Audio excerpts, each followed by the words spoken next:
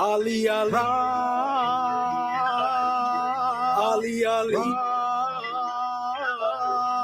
Ali, Ali, yeah. I praise Allah for these lessons. I'm striving to be the message, and I thank Allah for his blessings. Ali was the circle 7. I praise Allah for these lessons. I'm striving to be the message, and I thank Allah for his blessings. Ali was the circle 7. I praise Allah for these lessons. I'm striving to be the message, and I thank Allah for his blessings. Ali was the circle 7. I praise Allah for these lessons. I'm striving to be the message, and I thank Allah for his blessings. Ali was the circle 7. I praise Allah for these lessons. I'm striving to be the message, and I thank Allah for his blessings. Ali was the circle 7. I praise Allah for these lessons. I'm striving to be the message, and I thank Allah for his blessings. Ali was the circle 7.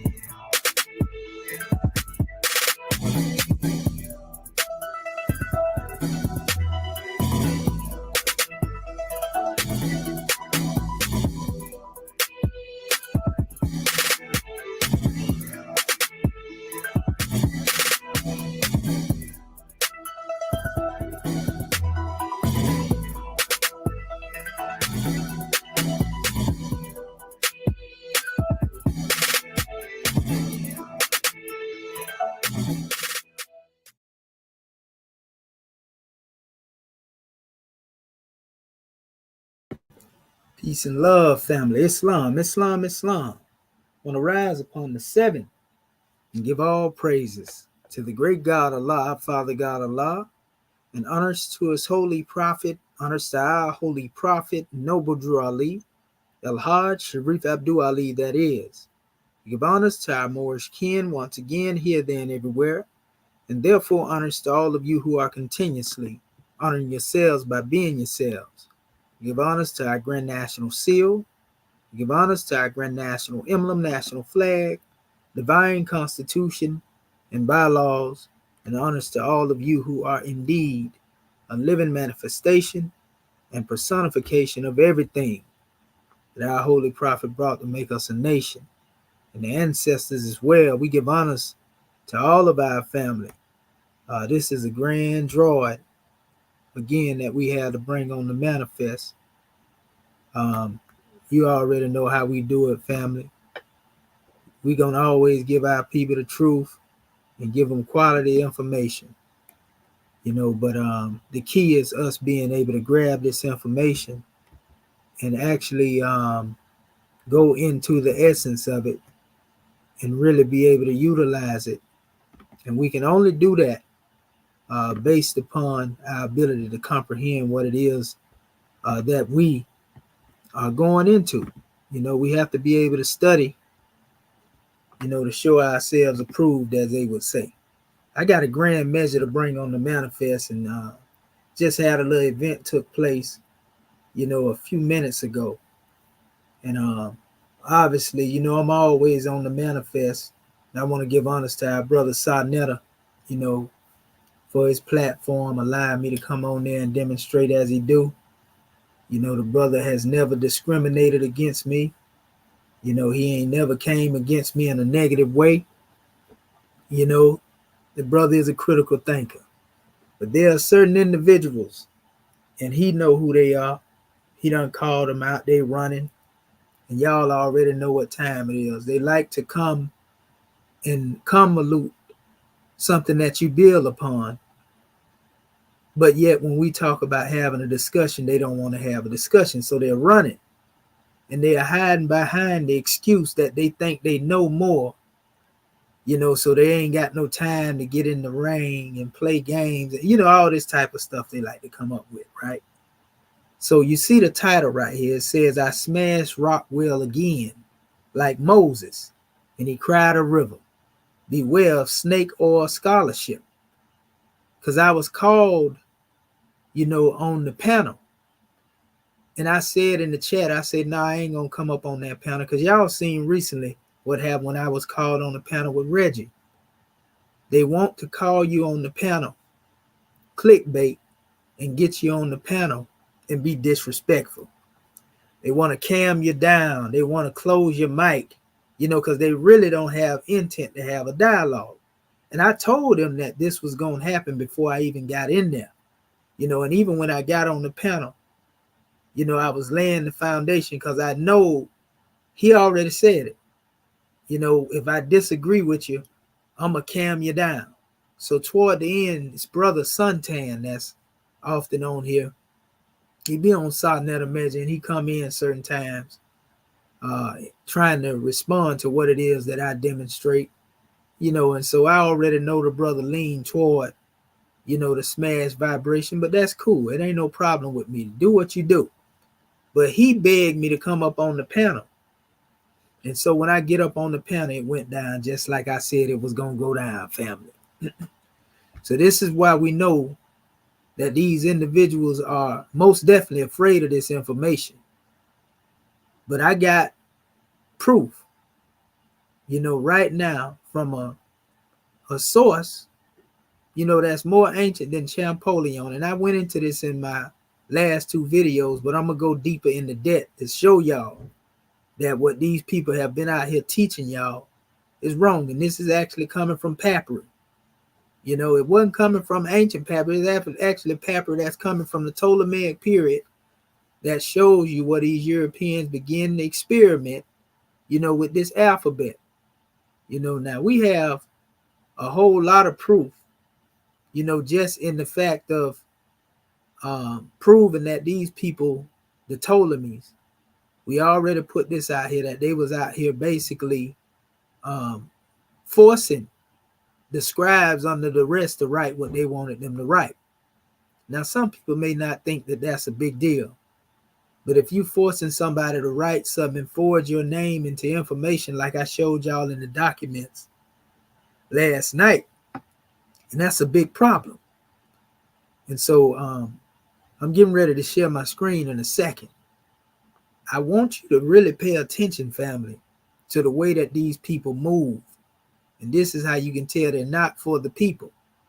1 minute they up there critiquing the European translation, and the next minute they saying it's right. But yet they have not set out on the journey again, and I keep saying it, to translate and transliterate their own. So, family, we can't overlook the truth. The general opinion of men will never alter the nature of the truth. So I'm going to show you, exactly what happened in this special clip. And once I show you what happened in this clip, I'm going to go into the information and show you how these people, again, have been scamming and shamming our people, with a bunch of nonsense. And they are in love with this Eurocentric philosophy. They can dress it up and act like they're demonstrating Kemet all they want to, but they love this European family. They love massa. Make no mistake about it. And so let me get to it real quick. I'm going to first touch on a measure I had brought up the other day, on our Brother Saw channel. And I also brought it up in the last videos that I dealt with as well. But the hammer repetition is always good to use, to make sure that our family can have some clarity. So we're going to give our family some clarity. The other day, and as you can see, this is actually in French. This is in French right here. And I'm going to do the same thing I did, the other day when I was on Saw channel. This is French. We know Champollion was supposed to be French, right? So I'm going to hit this translate measure to bring it into the language that we comprehend, which is English. And it clearly tells you here, and this is from the people in French. It says, below is the list of most commonly used uniliterals by the Egyptians of ancient Egypt. Ancient Egyptian is a Semitic script. I wonder why they say that. Now, I got a couple of ideas as to why they may be saying that ancient Egyptian is a Semitic script, but I really know that it's actually the other way around. The Semitic scripts actually originated, out of, the ancient Egyptian script, you see. But anyway, it says, which means there were no vowels. They went into the A and the I and the W's. It says are semi-vowels or semi-consonants. And each uniliteral, therefore, represents a consonant, right? But this is the key phrase, and I want to blow this up and make sure y'all see this, that really stuck to me. The grouping of these hieroglyphs, and it's referring to this list down here at the bottom. The grouping of these hieroglyphs can be considered a pseudo-alphabet. I was going over this in the last two videos, so if you haven't seen those videos, go check them out. This is terrible. So they're telling you that these alphabets in this chart can be considered a pseudo alphabet, right? It is a modern classification based on phonetics, meaning that the modern day Egyptologist has adopted these pictures to be phonetical sounds, such as A, B, and all of this here. But it tells you again that the grouping of these hieroglyphs can be considered a pseudo alphabet.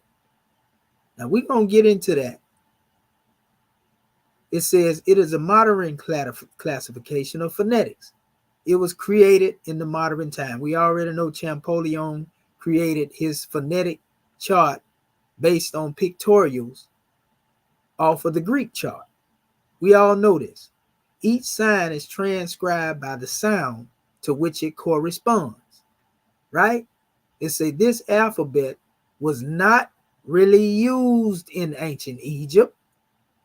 It is found only in the Ptolemaic era to transcribe the names of foreign kings.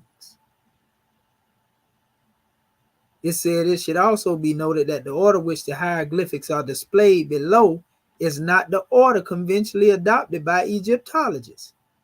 Egyptologists classify these hieroglyphs in this order of transliteration. This is the one that they have here. You see, it don't begin with what we call ABGD or abjad. So it's telling you that these things is found only. I don't know about nobody else's comprehension, but the word only is dealing with a specified place. It didn't say it's found in ancient Egypt. It didn't say that it was found in Middle Egypt. It didn't say it was found during a certain intermediary period. It said it is found only in the Ptolemaic era. It, as in this alphabet, was not really used in ancient Egypt. So this right here should automatically lay the foundation to make our people understand what's going on here. Because if this alphabet here was not really used in ancient Egypt, according to these people that's dealing with the French documents, and you know what I'm gonna do? I'm gonna actually do a lot of more research on a lot of these French documents and translate them, because it seems to be more information hidden in the actual language that Champollion basically is native, the language that's native to him, than we can even find in some of our stuff, even though I got a lot of work, on our scholars saying the same thing. These are pseudo hieroglyphs. And it's telling you the grouping of these, they wasn't used in ancient Egypt. Like, come on, man. We can't make this stuff up. You see? Now, this is coming from the people in France. You got to pay attention to this stuff. Now, watch this. I'm finna show y'all something. I'm going to go to another source. And I showed this one before, but I'm going to go to it again. So our people can get some insight on it. Let me see. I may be able to just hit my let's see. I might be able to pull it up right here. If not, I know how to go to it in another area. And this is actually going into,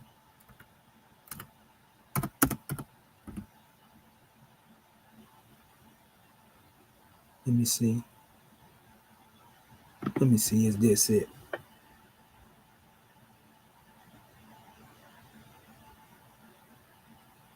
Is this my, I think this may be my paper. Is this my paper? No, not that one. You know what? I'm going to do it this way right here because it's easier to go this route. So y'all will know how to go to it too.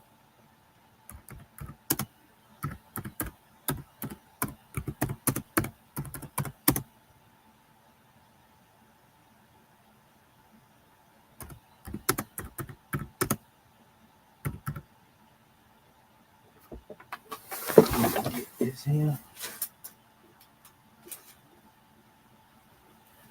Okay.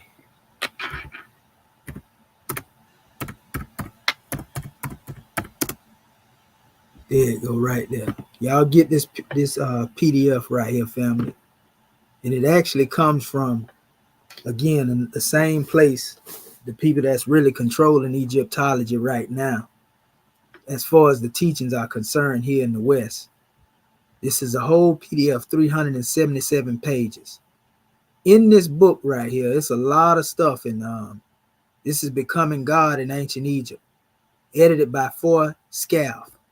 And I actually have some video clips where Four Scaff was the one that brought to light, you know, that basically the Rosetta Stone was a decree that was being used to oppress the native Egyptians, you know, which is our ancestors basically.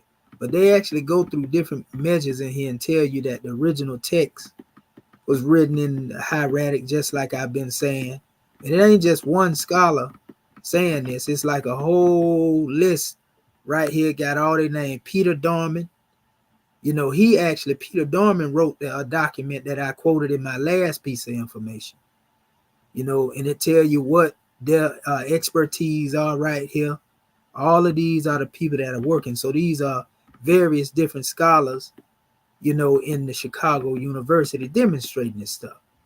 You know, and they go through all the dynasties and show you all of the first attestation of the pyramid text and the coffin text and everything was all the way down to the Ptolemaic period. Get this document right here, family.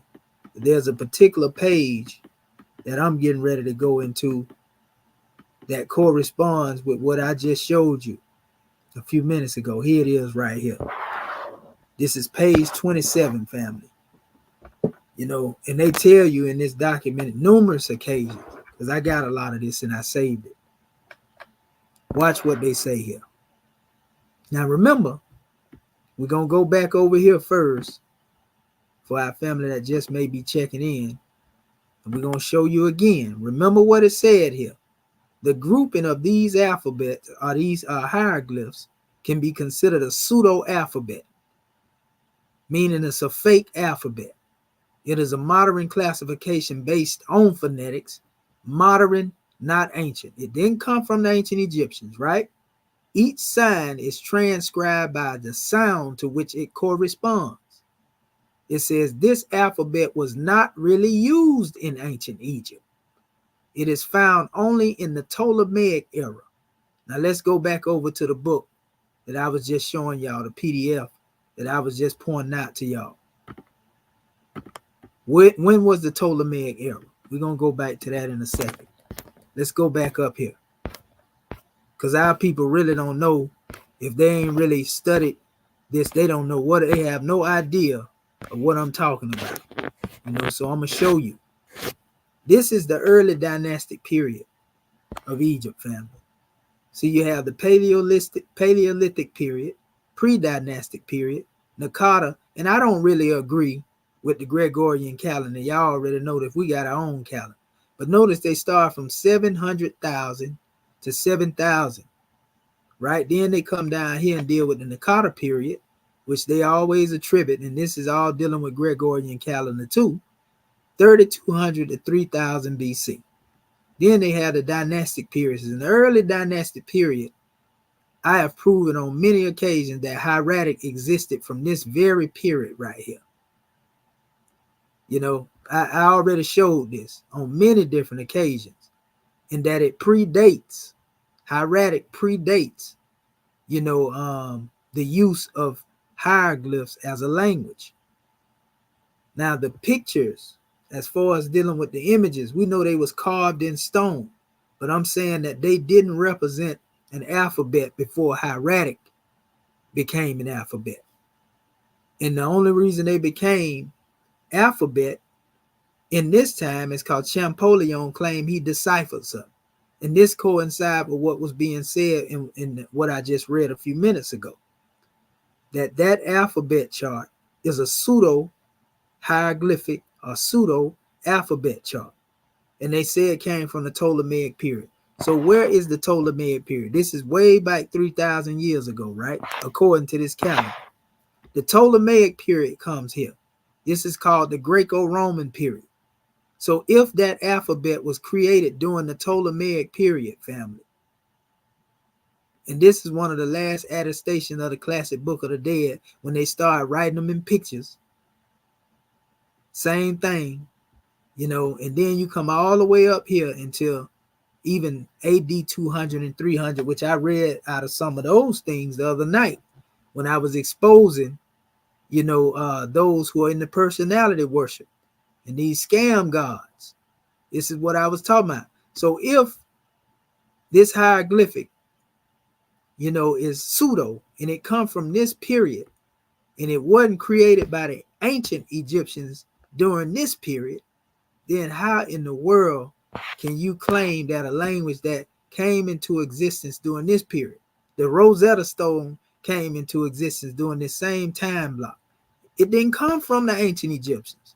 It was created by the Ptolemies. So how you going to create a stone out of thin air and then say that that stone is a dictionary, by which you can translate, this from, when they was dealing with hieratic back here. The Rosetta Stone ain't even got no hieratic on it.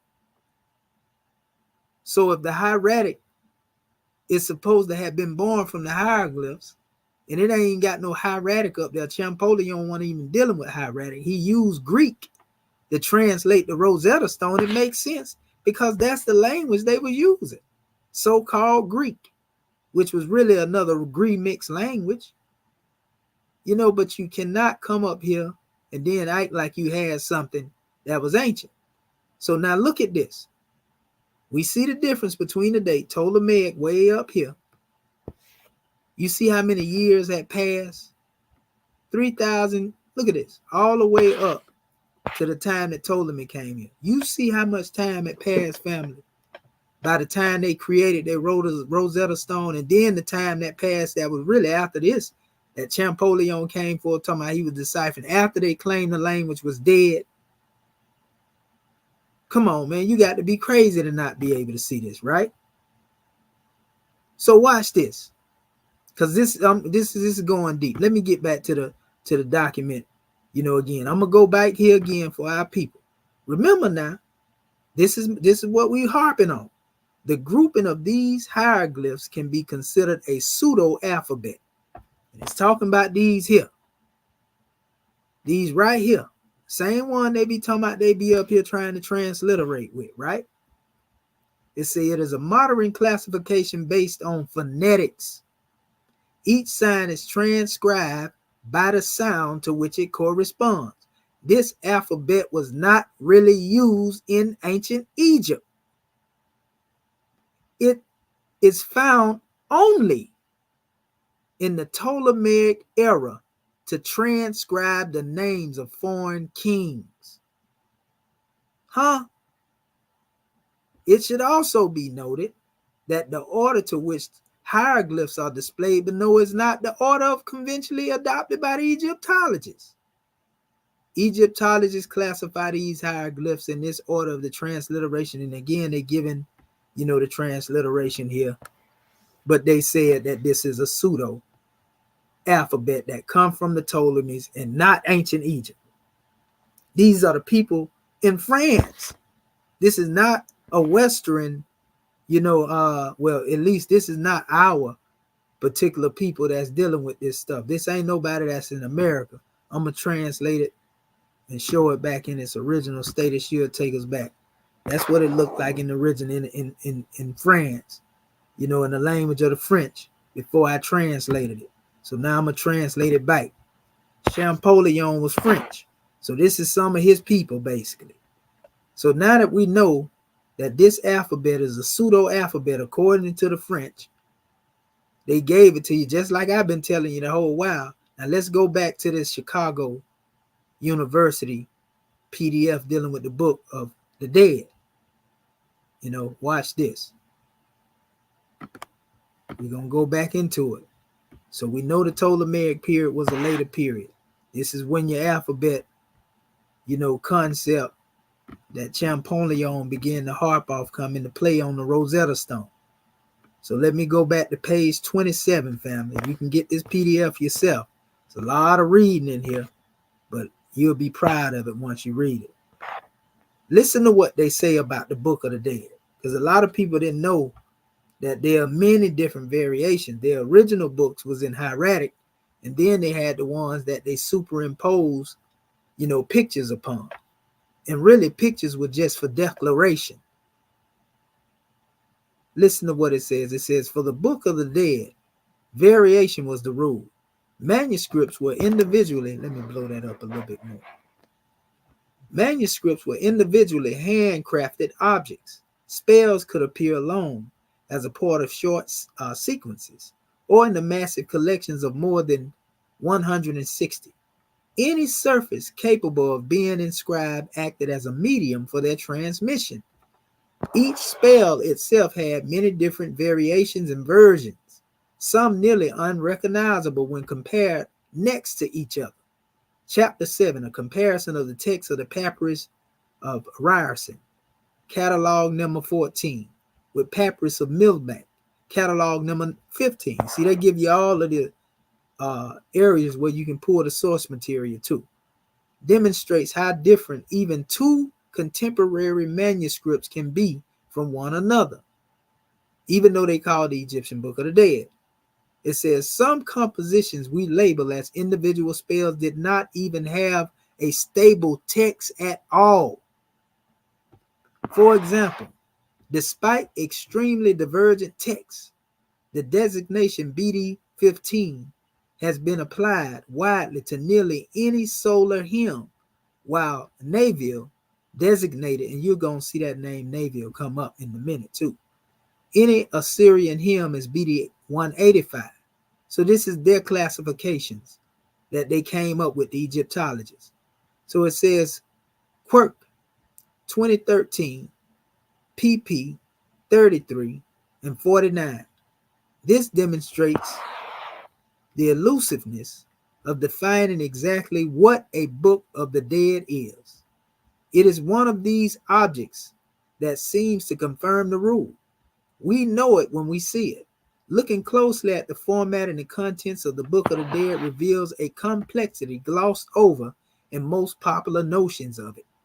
And it is necessary of nuance when trying to separate our modern interpretations of what it meant and how it worked from the ancient understanding that produced it. Both approaches can be useful, but it is easy to be misled or led astray, right, by our modern bias, which is what we have going on now, and the confusion that can often result from the complexity of the scholarly apparatus erected to buttress our conclusions. Now watch what he say. When all of the above is taken into consideration, it is clear that answering the question, what is the Book of the Dead, is a very different from answering the question, actually, what was the Book of the Dead? So what is and what was, it's a difference between these questions. So it says, in many ways, the Book of the Dead is a modern construction of our imagination. Our conceptions, listen to this, family. He said it. In many ways, the Book of the Dead is a modern construction of our imagination. Meaning that the people now have created their own meaning of what they think this means. And it all started with the Ptolemies. It all started with Champollion, creating the alphabet of their imagination, and therefore creating books of their imagination, that what they think the ancient Egyptians were teaching. Now, this is scholarship that are Egyptologists, the ones that's pushing it right now in the United States, saying this. This ain't commission, and this is not just some regular PDF. This is source material with source material in it. Our conceptions are dictated by the way we categorize the text and how we privilege particular formats of papyri, right? It says what we see as the ultimate purpose and even what name we give to the ancient composition. Like when they say Book of the Dead or the Book of the Coming, when they give all these titles, the Leiden Papyrus, the Eber, all this is named after the Europeans who found it. But these papyri were not known as this to the European. So it says in most of these cases, our conceptual apparatus for discussing, right? For discussing, understanding this material is radically different than that of the ancient Egyptians themselves. They're telling you right here, the understanding that they have and what we have in the modern time is radically different than that of the ancient Egyptians. Let me show you the definition of this word. Now we know we already know the people that got common sense. They know what that means. Well, they ain't let me do it here, so I type it in.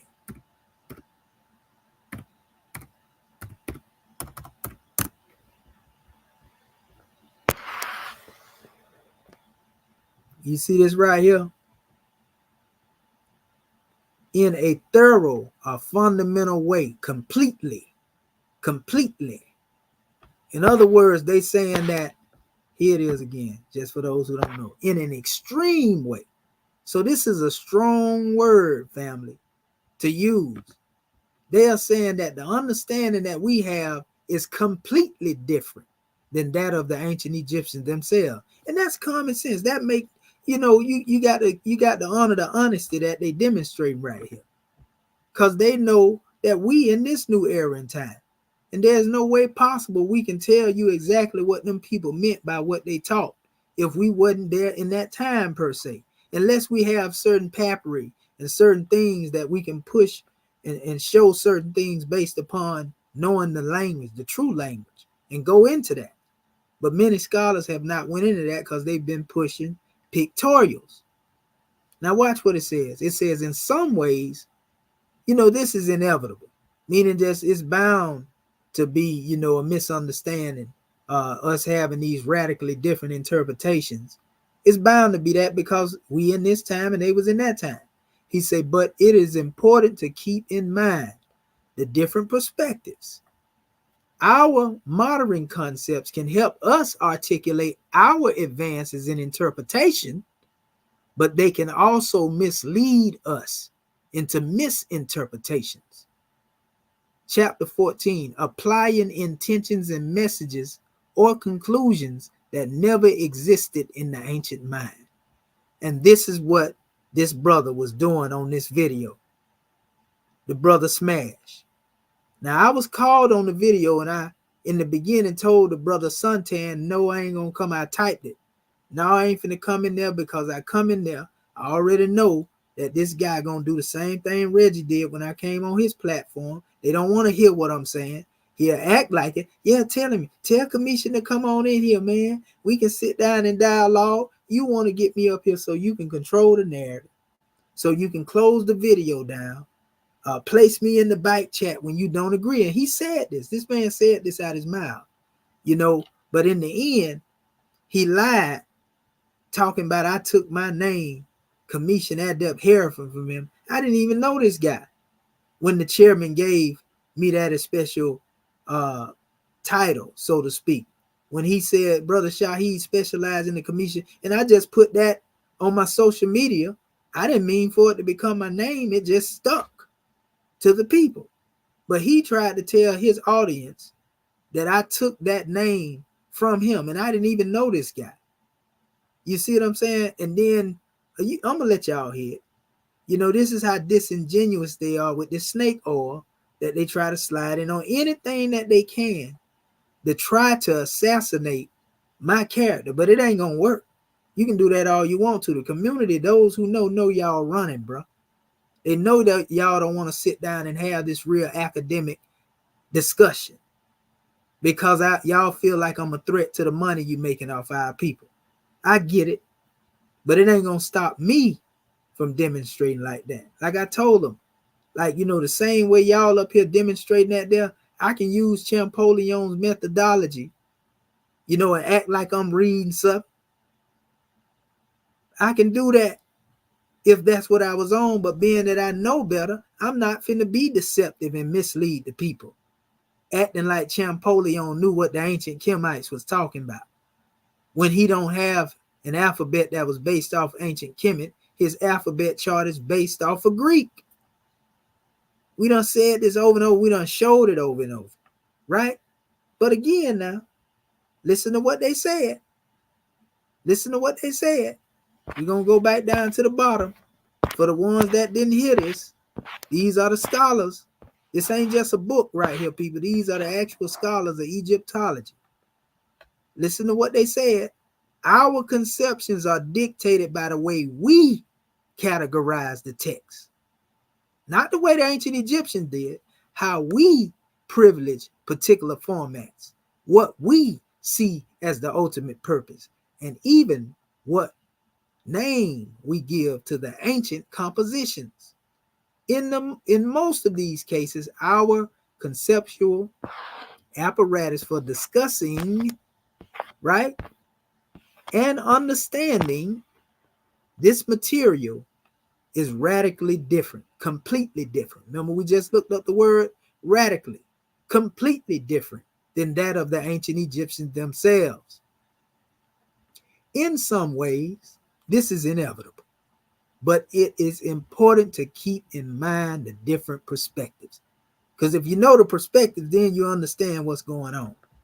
If you don't understand that the perspective that they have, these so-called Egyptologists, is based on Ptolemaic and Champollion ideas, if you don't understand that, as opposed to what we have in ancient Kemet, which Champollion, you know, couldn't comprehend because he wasn't there.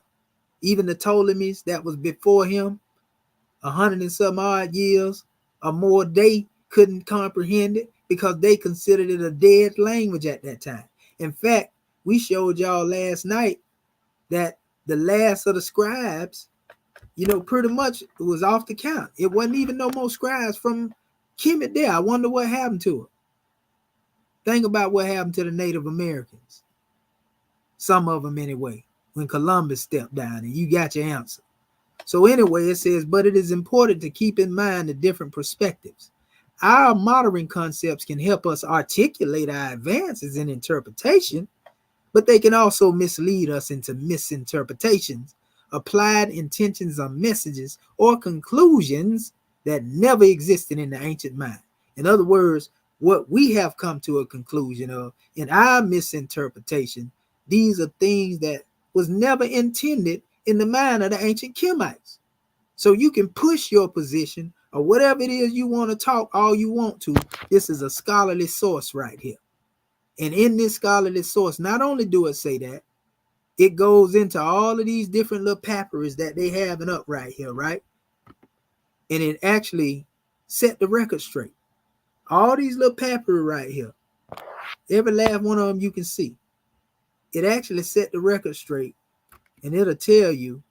Let me get this thing here. It look like it's trying to stick a little bit. Okay, there we go. Here it is right here.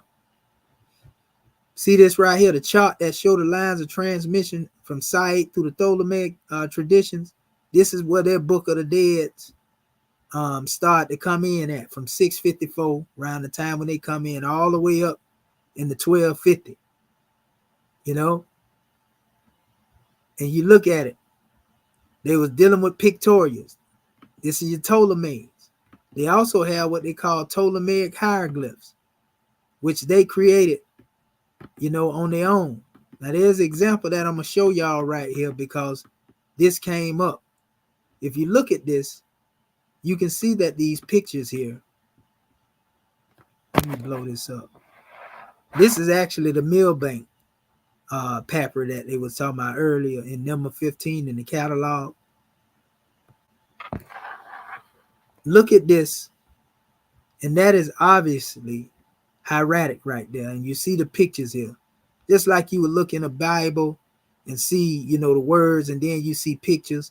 This was the Egyptian way of demonstrating this. These pictures didn't have nothing to do with no alphabets. These represented people, places, and things, and the activity that they was demonstrating. We see Anpu sitting here. You know, we see one of the pharaonic Per-Ah, as we call them in Kemet, actually sitting on top of one of the temples. You know, we see one here, you know, pretty much like they having a meet and greet. See one here, you know, that's basically look like a priest, you know, that's standing over here with, you know, a rod or a stick in their hand.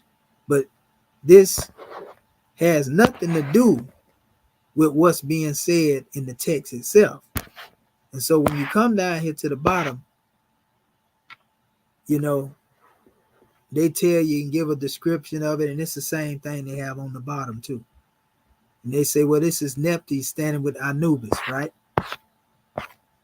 But if you go through this whole book, when you get down to the end of it, family, this is where you will find all the jewels at. The jewels that's in this work, because it shows you, you know, how they faked. When you get down here, show you all the papyri that was originally hieratic. You know, right here. Here it is. I showed y'all this before. Some of y'all seen this. But, you know, it's crazy if our people been studying Kemet. This is catalog 14 again. They've been studying Kemet, but these guys are not trying to teach y'all about this. And I keep asking our people, why do you think they're not trying to go into this? Because they ain't got the courage to. You know, they'll rather be content with what the Europeans said and try to hide the truth and try to suppress the truth. But the jig is up. You may have those who worship your personality that's going to fight with you against me. But those who really want to know the truth, and they already had a feeling that something wasn't right about what these people were teaching, now they getting the confirmation of it from me. All these hieratic texts right here that was known as what they call the Book of the Dead, but y'all ain't got now one of them. Y'all ain't teaching out of this because y'all don't know the script. And you don't care to know it. You want to make people think that it's about pictures. And I can go on and on and on and on and on and on and on and on and on. Look at all this papyri right here. I'm taking my time. Now, y'all familiar with these pictures right here, right? Most of the Book of the Dead, this is what you end up seeing. All this is just a scene of decoration. They tell you that in this book, that these are scenes of decoration. All this stuff over here, this is not some type of alphabet explaining the Book of the Dead. This is what they call the Book of the Dead. We call it the Book of Coming Forth by Light. You know, this is the book here. This is just decoration. And so most of the time, the ancestors, when they was putting certain things on the pyramids, they were just decor. They were decoration. They had formulas, though, in them symbols, but they were not alphabets. So here I am beating the dough down, you know, in the consciousness of our people, trying to show them this is the language. And I'm showing you the real papyri. And some of our people still don't get it. They still want to believe that pictures, you know, represent the alphabet. And I got to keep going. I don't mind it, though, because, you know, who didn't get it today, they'll get it tomorrow. You know what I mean? You know, but you can't deny this. You can say anything you want to. Now, look at this right here. We had a similar measure being demonstrated right here in what I'm going to show you in the video in a second. It ain't but a few minutes, because it's toward the end that I finally say, all right, they calling me again. Let me go on here. And then, like I said, I let them know I already know what you intend to do. You don't intend to hear what I'm saying. You want me to come up here so you can close me down, cam me down, mute me. And that's exactly what he did. And my thing was to show the people his integrity. The man don't have any integrity, Because if he'd have came on my show and he was respectful, I wouldn't have cammed him down. I wouldn't do that. Even if somebody is opposed to what it is I stand on, because I'm not insecure in what I stand on. Insecurity make you do some crazy things, though. You know, when you feel it's a threat. See all this here? All you see right now is what they call them vignettes, vignettes, basically, these pictures. And they are just pictures. But this is the actual text. And you see how far I'm going. And then you have these, where these pictorials are put in here, and they say, well, this is the Book of the Dead.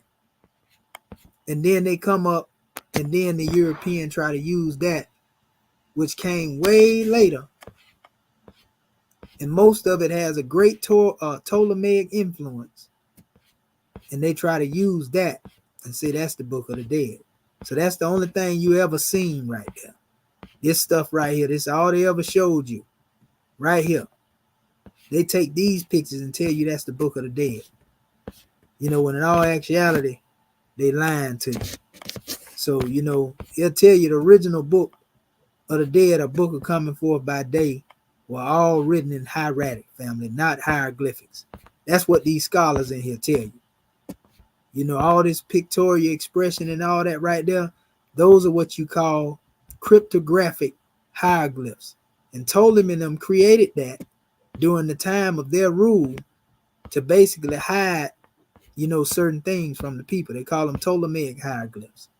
I done did with videos on this here. See all that there?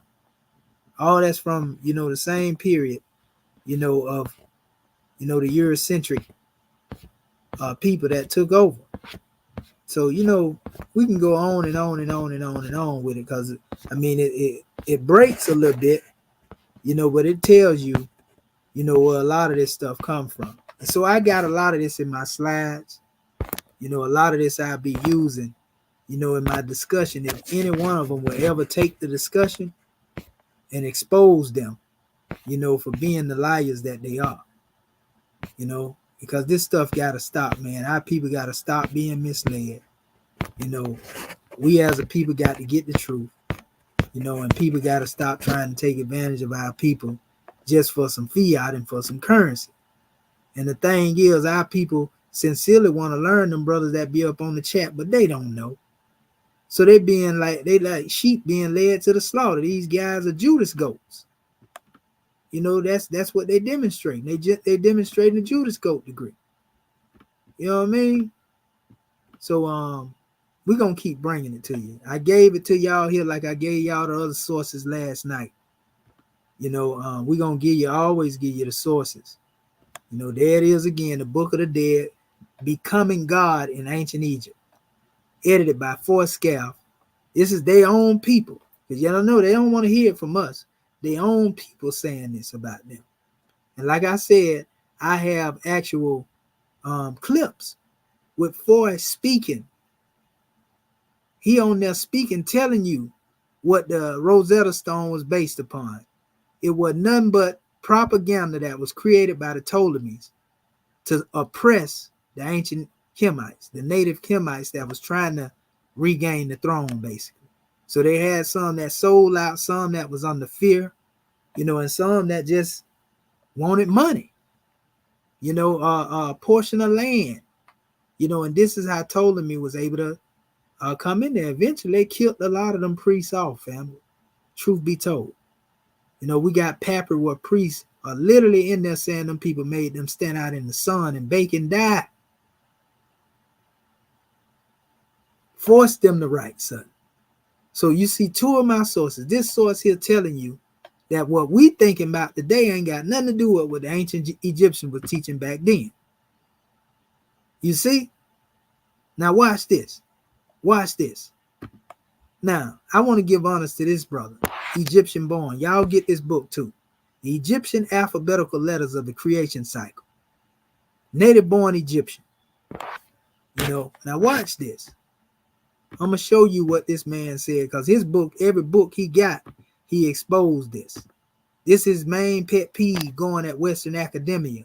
And he used their sources to go at them, family. He used the sources of E. Wallace Budge and, E.A. Waite and, Petrie, Gaston Masfiro. He used them European sources and beat them up with their own information, basically, and show how it is that they came to cover up, the true alphabetical system, which is hieratic, and try to replace it, with pictures. So watch this. And this book is deeper than just alphabet. This gets into Egyptian gematria. This book, The Egyptian Alphabetical Letter of the Creation Cycle. I got all his books that mostly deal with the language over here. Very powerful measure. Give me 1 second. Like, for example, this is what, now you heard what I just showed you about the pseudo-alphabets and what I just showed you from Western academia saying that much of this stuff we reading about is based on our modern understanding. And a lot of time it can be misinterpreting the ancient understanding. Listen to what the brother Mustafa Gadala said here. This is how he opened up, because he has standards in terminology. He wants you to notice when you read his material. He said the ancient Egyptian word neter and its feminine form, netert, have been wrongly and possibly intentionally translated to God and goddess. It says by most all academians, neteru, plural of neter and netert, are the divine principles and functions of the one supreme God. Right? Then he say, you may find variations in writing the same ancient Egyptian terms such as Amen, Amun, or Amen. It says impure, impure. This is because the vowels you see in translated Egyptian texts are only approximations of sounds, which are used by Western Egyptologists to help them to pronounce the ancient Egyptian terms / words. He said, we will be using the most commonly recognized words for the English-speaking people that identify a neter, a netert, god and goddess, or a pharaoh or a city, followed by other variations such as search word and term, right? In other words, he's going to use the language you're familiar with, right? He said, it should be noted that the real names of the deities, gods and goddesses, were kept secret so as to guard the cosmic power of the deity. The Neteru were referred to by epithets that describe a particular quality, attribute, or aspects of their roles. Such applies to all common terms such as Isis, Osiris, Amen, Re, Horus, etc. When using the Latin calendar, we will use the following terms: BCE, before Common Era, also noted in other references. BC or CE, Common Era, also noted in other references as AD. He said the term Baladi will be used throughout this book to denote the present silent majority of Egyptians that adhere to the ancient Egyptian traditions with a thin exterior layer of Islam. He talking about Sufis, family. It states the Christian population of Egypt is an ethnic minority and came as refugees from Judea and Syria to the Ptolemaic Roman-ruled Alexandria. Now, 2,000 years later, they are easily distinguishable in looks and mannerisms from the majority of the native Egyptians. See Ancient Egyptian Culture Revealed by Mustafa Gadala. That's another one of his books. He said there were no ancient Egyptian writings or texts that were categorized by Egyptians themselves as religious, funerary, sacred, etc. Western academia gave the ancient Egyptian texts arbitrary names such as book of this, book of that, divisions, utterances, spells, etc. Western academia even decided that a certain book had a Theban version, or this or that time period version, after believing their own inventive creation. Academia then accused the ancient Egyptians of making mistakes and missing points of their writings. Can you see the audacity of that? they gonna come and tell them people where they made a mistake at, as if they created the language. You know what I mean? Man, brother Mustafa Gadala ain't even playing in here. You know what I mean? This brother right here cold-blooded with it. I'm gonna go back up here. Trying to see if they got that one page in here. If not, I can definitely read it. You know what? Hold up. I might be able to do this too.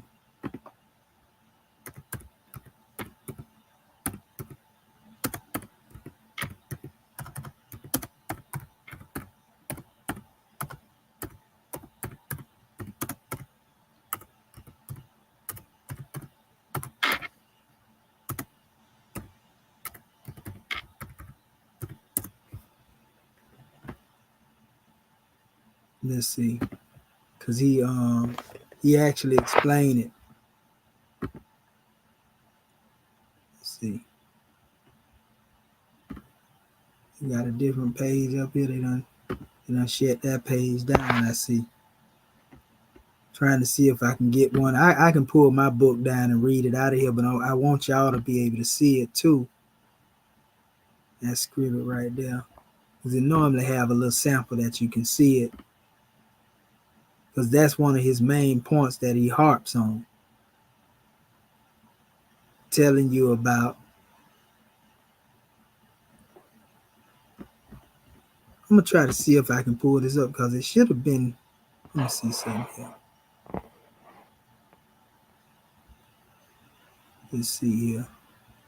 I may be able to pull it up right here. It's a particular, it ain't even all the way in the book. It's just a point that he was making. That's the light and papyri. Let me see. They're saying they got 189 pages here, but I see they stopped it when I was going through it. Let me see if it let me go through there again. Okay, I think this is exactly what I'm trying to find right here. Well, that's one portion of it. They speak on it there. And it's actually dealing with what he called the historical deception of the ancient Egyptian linguistics, would clarify the intended confusion that hides the alphabetical form of writing in ancient Egypt as the archetype of all languages in the world. And he's saying that the Europeans did this by hiding it up on the pictures and claiming that the hieroglyphics was the language when it wasn't. And I discovered in my own investigation that the brother was on point. The brother was on point, family. But I think it's not going to let me go all the way into it because see it end right there. So what I'm going to do, I'm going to pull my book down and I read what he said from his book. And this is what he harps on in every one of them. Okay, because it's right there in the beginning of the book. Chapter 1. Historical deception of the ancient Egyptian linguistics. The brother said, he said, a hieroglyphic smoke screen. The biggest smoke screen in history is concealing the ancient Egyptian alphabetical writing system. Western Egyptologists made everyone to think of Egyptian language as a collection of primitive pictures called hieroglyphics. They concealed the Egyptian alphabetical system as the mother of all languages in the world. Here's how Alan Gardiner, in his book, The Egyptian Grammar, tried to rationalize how they concealed the Egyptian alphabetical system in his book, The Egyptian Grammar.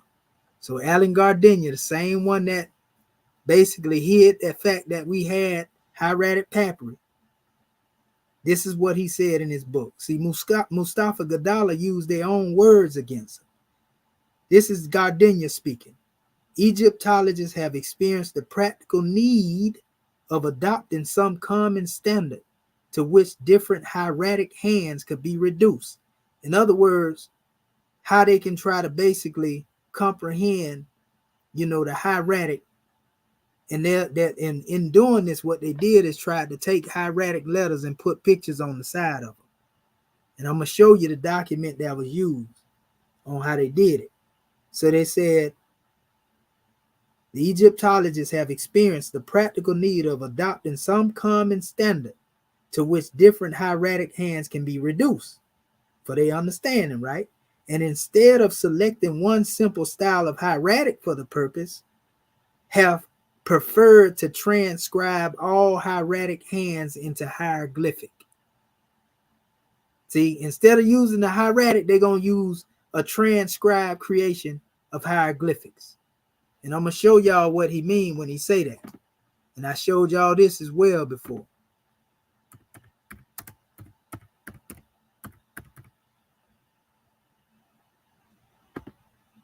Let's see if it pulled this up right here. Yeah, there we go. I showed y'all this before. This is how they did it, family. But this is actually the other one. That's the Greek version. Let me go back in here again.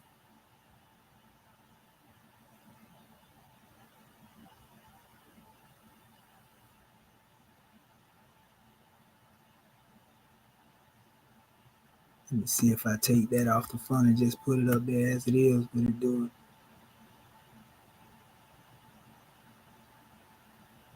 I know where I can go if I can't get this here too.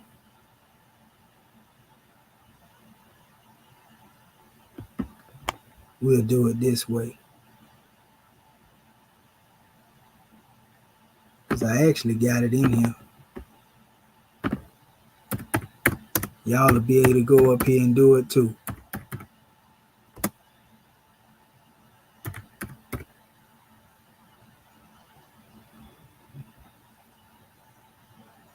Always remember, family, this is the Chester Beatty papyrus. It's actually BM 10682, but I'm not trying to go right there. I want to go into the actual PDF. There's a PDF out here that has that actual papyrus in here. And it actually goes into the whole thing. This information ain't hidden. It's finna take me into the same one I just went into. That ain't the one I'm looking for. It's another one they got up here. Let's see. Okay, this is the one right here.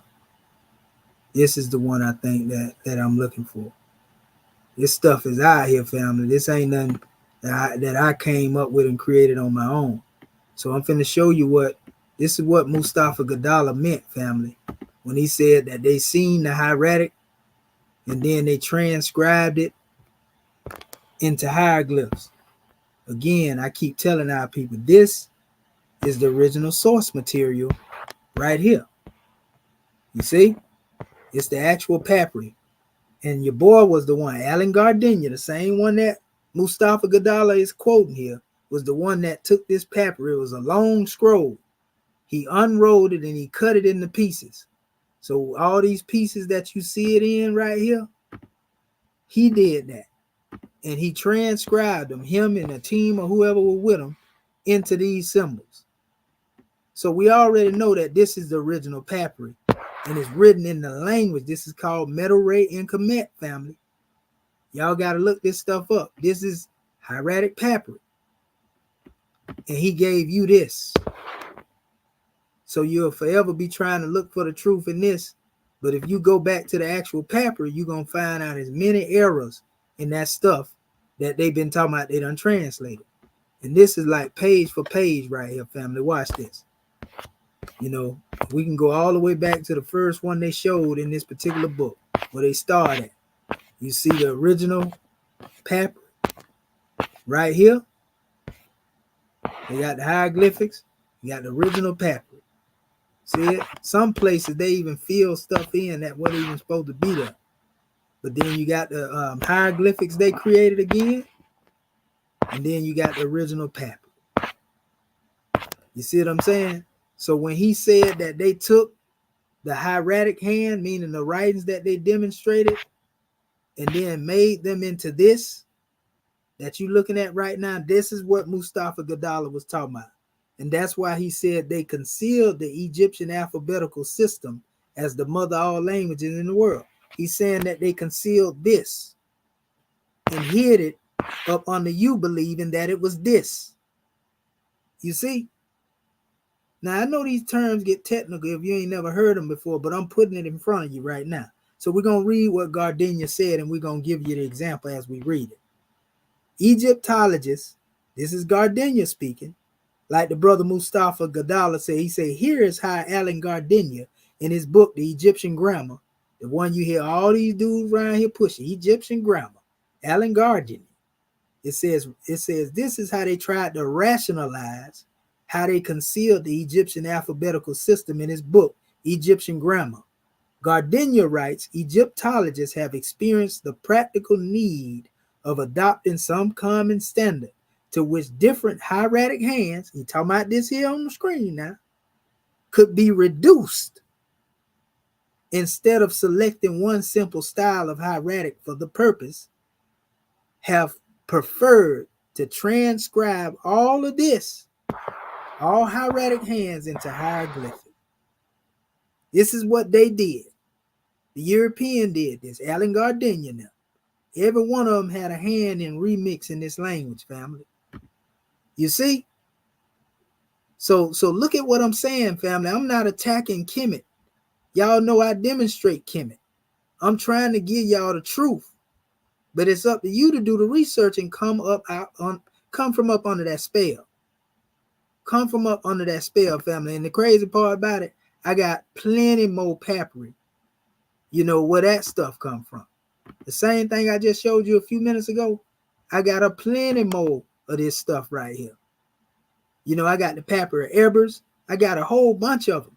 Like in my cloud. This stuff is out here. There ain't no secret, family. So when I'm saying this, I'm not saying this without a foundation. I'm saying this based on what's being said here. Now let's go back to the statement that was made. We're going to go back here to this same measure. Remember what they said in this book. I'm revisiting this for the people that may have not been here when I said it the first time. A lot of people get upset when they hear the truth, man. But the general opinion of men will never alter the nature of the truth. This is what they've been trying to hide from.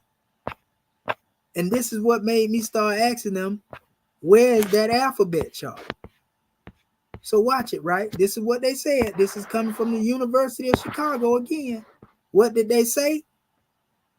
We're going to say it again loud. Our conceptions are dictated by the way we categorize the text. Didn't Mustafa Gadala say they called the text the book of this and the book of that and the book of that, but the ancient Egyptians never used them names? It says how we privilege particular formats, papyri, what we see as the ultimate purpose, and even what name we give to the ancient compositions. Even the term Chester Beatty is misnomer. That's the name they put on it because of the person that they say found it. In most of these cases, our conceptual apparatus for discussing and understanding this material, again, is radically different. What is radically different? We showed you a few minutes ago. Radically means in an extreme way, in a thorough, fundamental way, completely different. In other words, our understanding in this material is completely different than that of the ancient Egyptians themselves. In some ways, it's inevitable. Like I say, we wasn't back during that time. Only a fool act like they know what's going on and they ain't got nothing to bring up to contest. But I'm showing you receipts on what I'm saying. I ain't just talking out the side of my neck. But it is important to keep in mind the different perspectives. Our modern concepts can help us articulate our advances in interpretation. But they can also mislead us into misinterpretations, applying intentions, messages, or conclusions that never existed in the ancient mind. This is Chicago University, family. Go get the papyri. I just showed y'all again. Look. The Book of the Dead of Becoming God, edited by Forscalf. He tell you, I'm telling you, I got it clipped in a video where this man tell you the Rosetta Stone was created as a propaganda tool to bring Kemet under his control. So why would we be gloating over a monument and claiming that that had the power to translate, anything when it was used to oppress our ancestors? Them decrees was passed out to put taxation on our people. Have y'all even read the Rosetta Stone? They was taxing the life out of our people. That's what it was about. And people out here talking, and it came into existence 196 BC. It didn't exist during ancient Egypt. So I keep telling them, we understand what Champollion talking about as far as his methodology. That's his methodology, but it's considered a pseudo-hieroglyphic.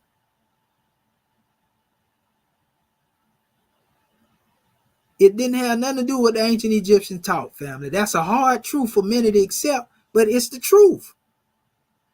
The ancient Egyptians don't know nothing about what Champollion did or what he, came up with after they passed for him, bro. Stop the madness.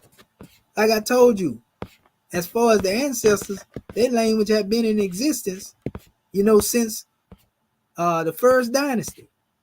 I even have information to say that it was there from 0 dynasty. You see? These are all the scholars now that's writing in this work. This ain't one person. It's a whole group of scholars in here. Get the PDF yourself if you think I'm playing. See, they got the Paleolithic period, pardon self, from 700,000 all the way to 7,000. And then they come up here and you got the Greco-Roman and the Ptolemaic period where the Rosetta Stone came into existence at. It came into existence in this period, not the ancient period.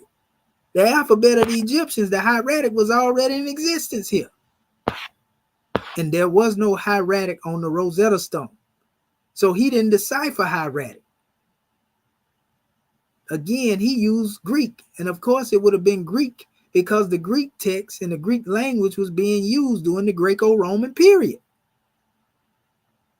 See how they try to get away with it and say, well, the pictures existed since way back here. Yeah.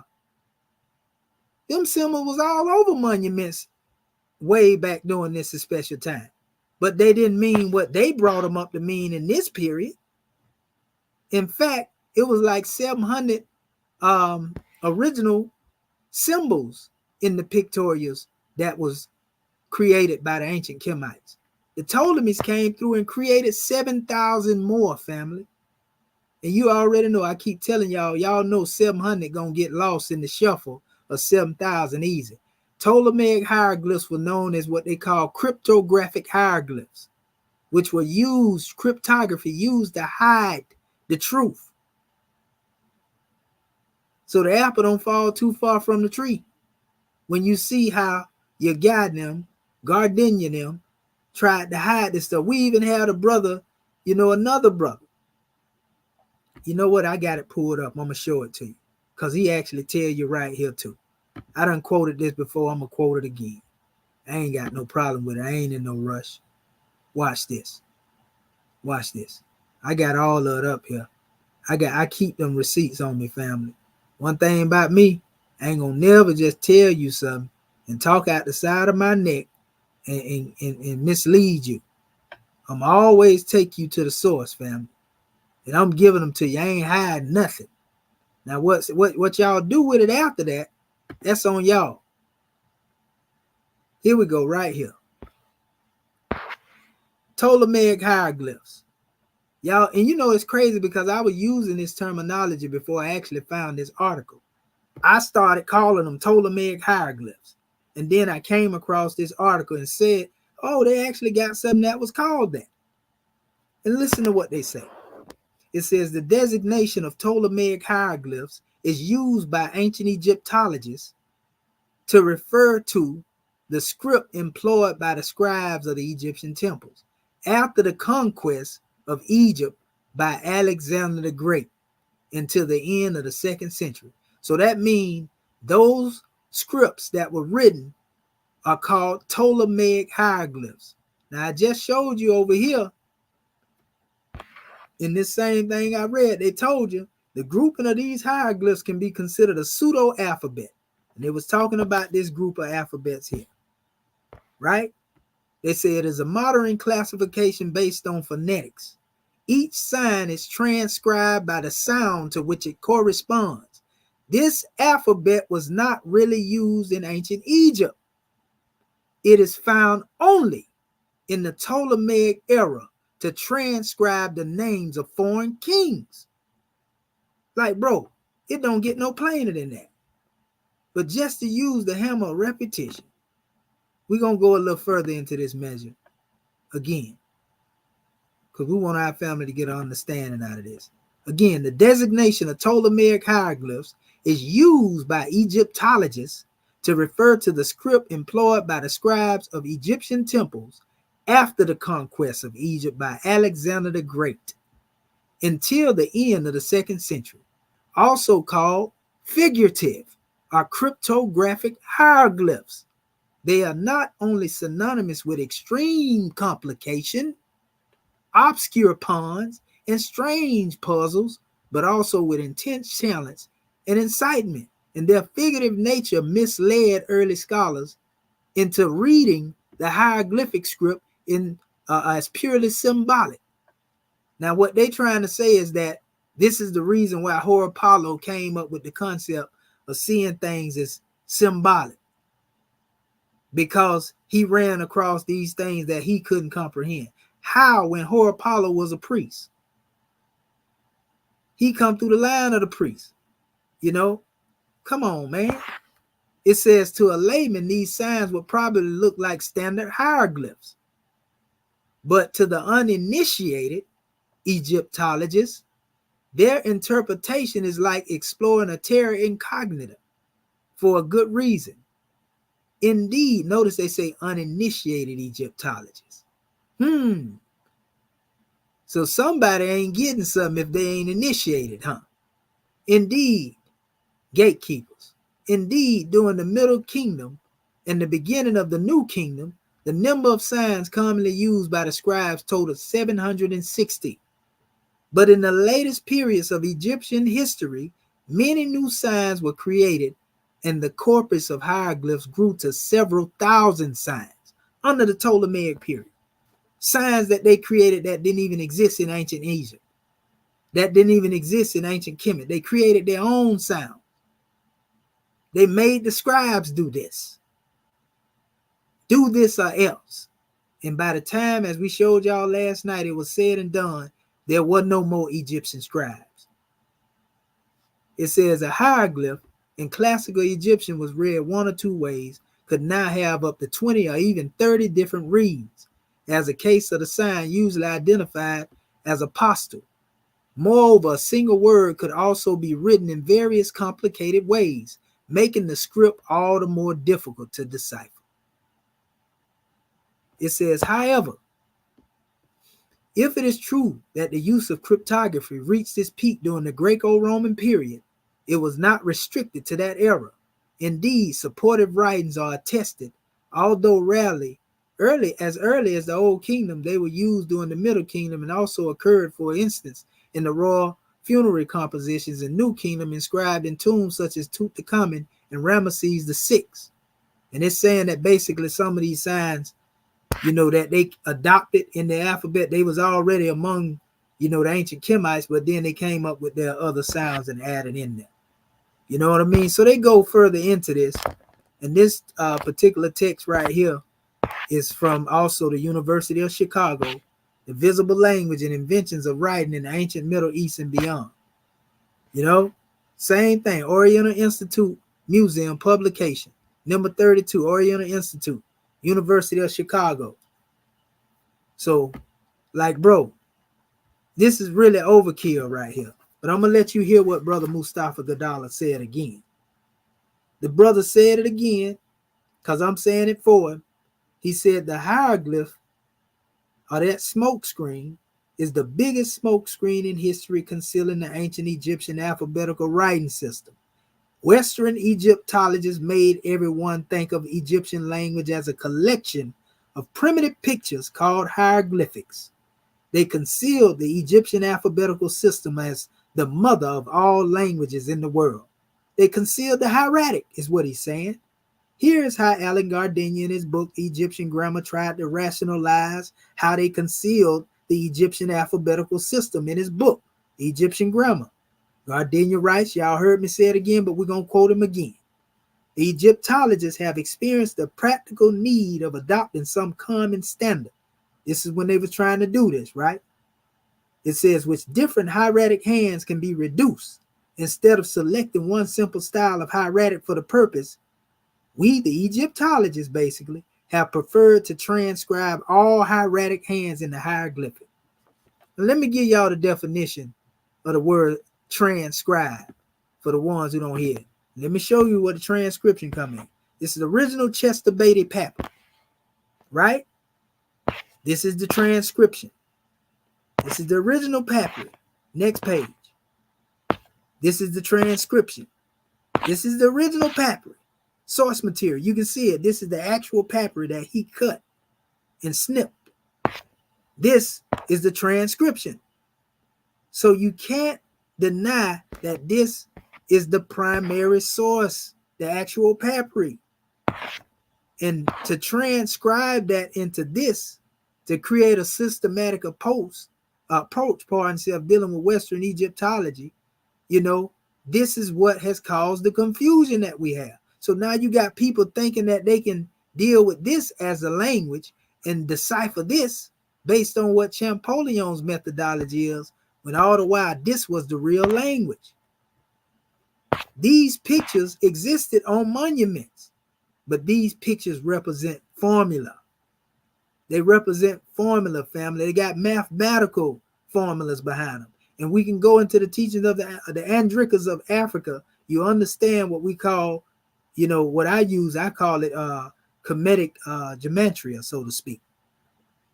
You know, so a lot of this stuff is formulas, and I have demonstrated breaking these formulas down.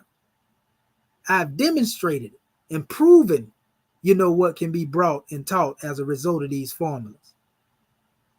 You see, these are not, it's science in here, man.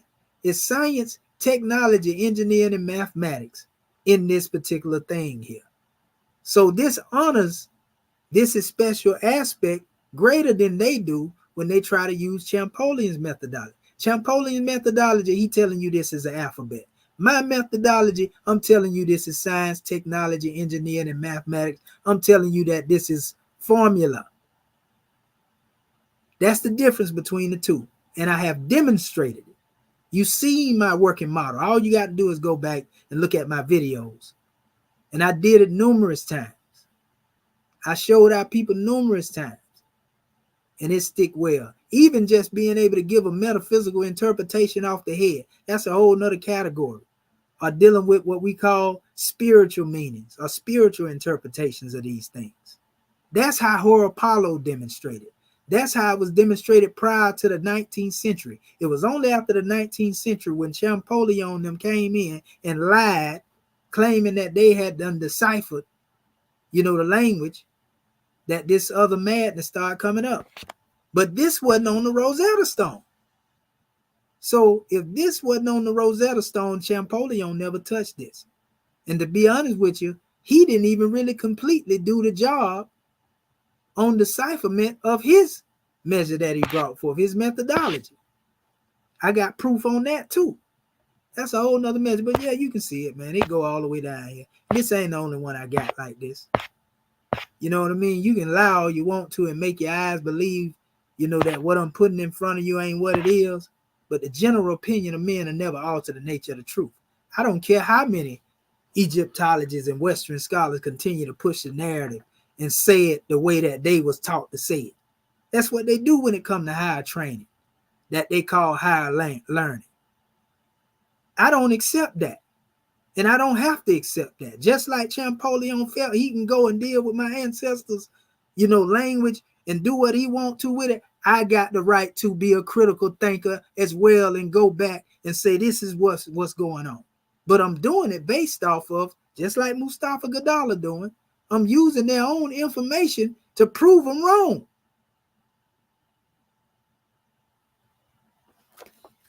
So he went on. He said Gardner's explanation and justification for burying the alphabetical hieratic writings right here. He said an excuse that he used. He says assures that there were various forms of writings for various purposes. The very same Western academies never used the same lame excuse with Greek, Roman, or any other language in the world. This lame excuse was only used in the Egyptian writings to deceive and conceal the ancient Egyptian alphabetical writing language. There is not a single reference prior to this in the 19th or 20th century Western Egyptologist conspiracy that stated a relationship between hieroglyphs, pictorial signs, and the hieratic/demotic alphabetical signs. On the contrary, every single reference stated explicitly how unrelated they are. You heard that? Hold up. Because we're going to go here. We might as well.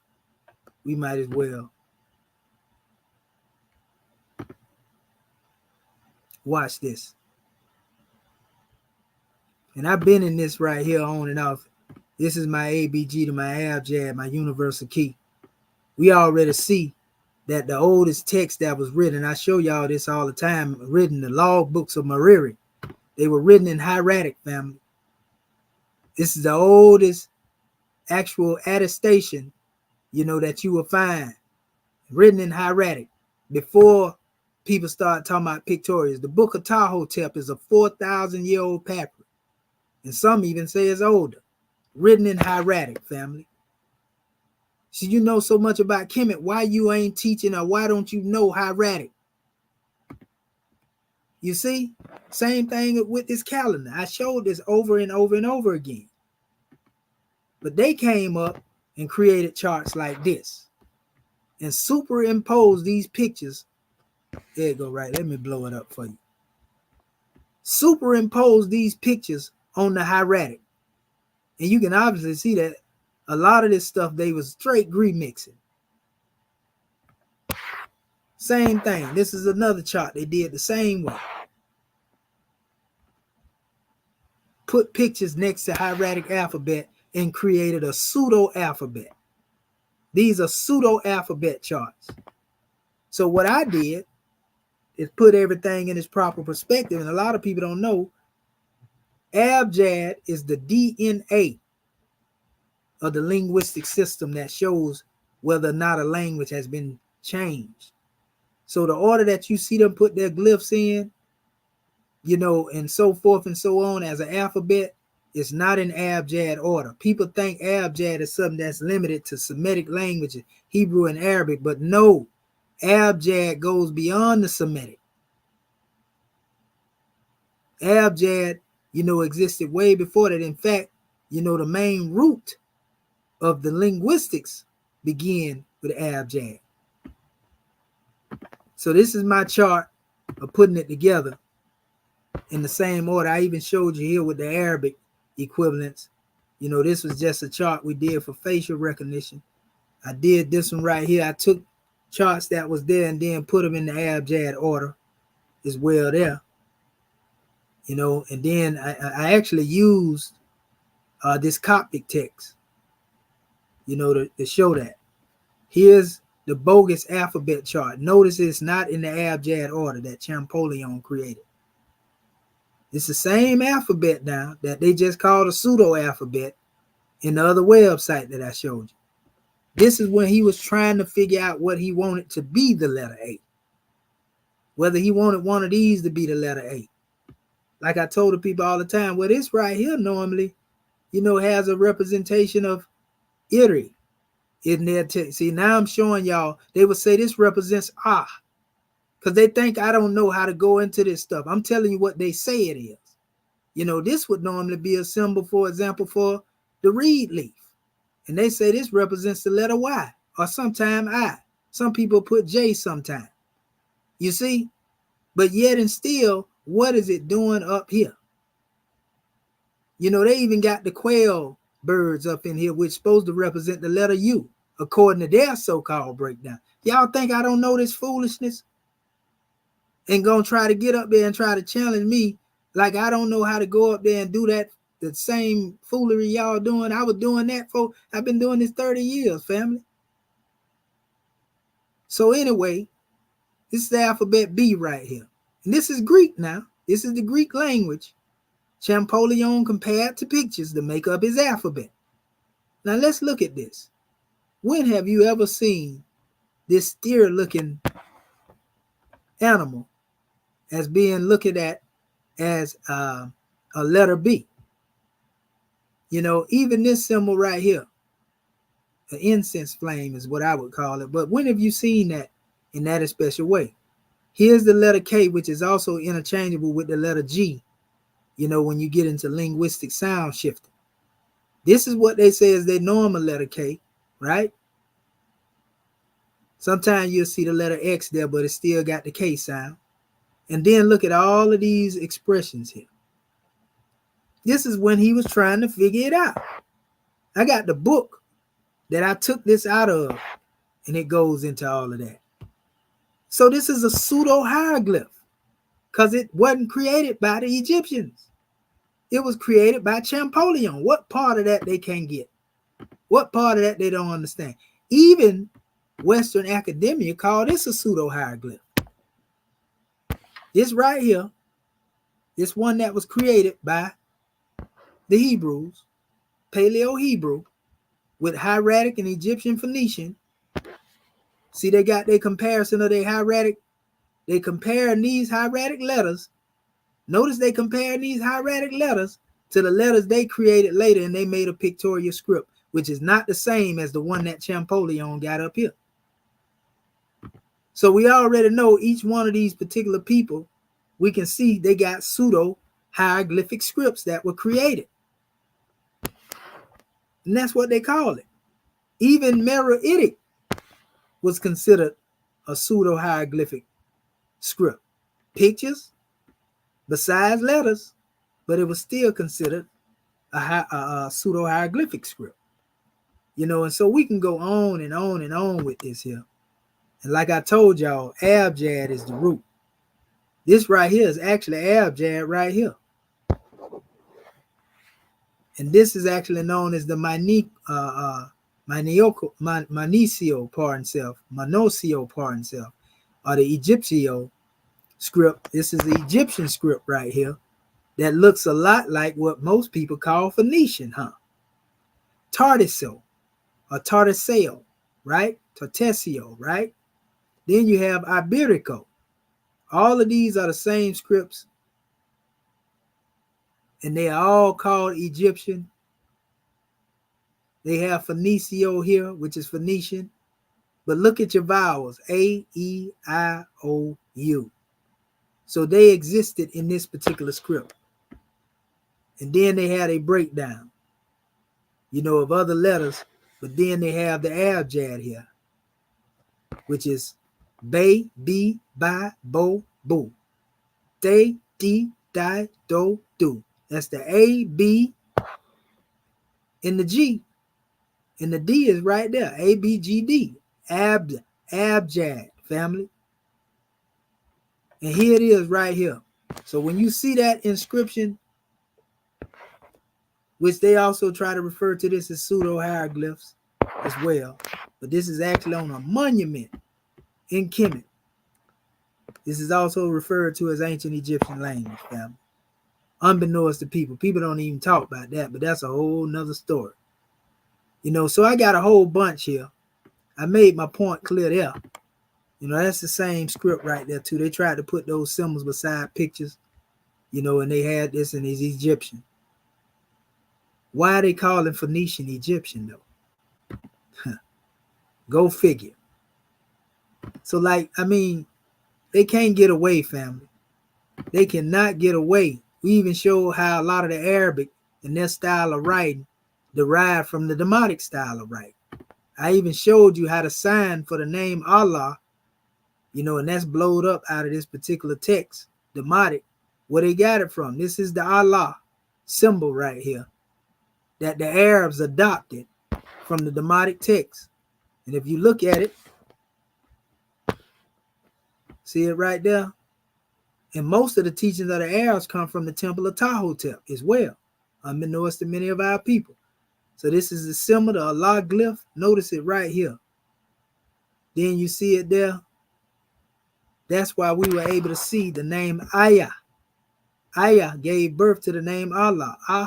Ayah, Ayah, Yah, La, Allah, Allah. These are all different languages. This is Egyptian here. This is when you get into the Hebrew and the Arabic here. You know, all the way up to here, family. So we can see the origins of these names when it comes to linguistics. So now that I have brought that to your attention, let us get back to the grand aspect, because I got to expose these guys, you know, that were very disrespectful early. So, you know, the brother Mustafa Gadala made a good case in all of his books. Get them if you can. It's some good reading in them. That's what I'm going to say about that. And we're going to move on to the next measure here. Check this out. So we already exposed, you already see Ptolemaic hieroglyphs. You see what that means. You see that this was created during the time of the Ptolemies.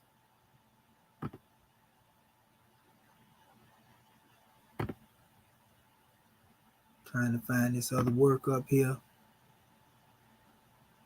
I think it may be further down this way.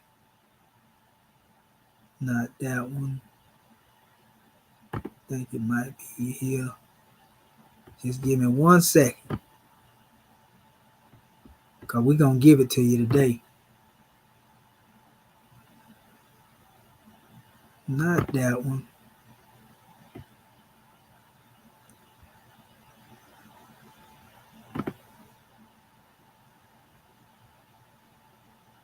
Let me see if it's this one.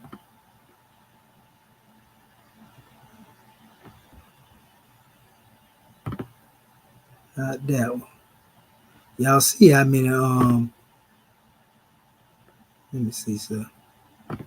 Y'all see how many documents I got up here?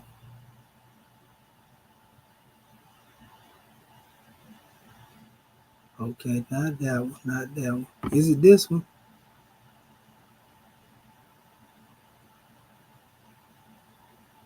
Okay, I think I got it right here. Is it this one? No, that's the other one. Y'all, y'all got to see how much I be really doing this, family. I be really in these texts, man. I be up 3 and 4 o'clock in the morning, you know, trying to get our people this information.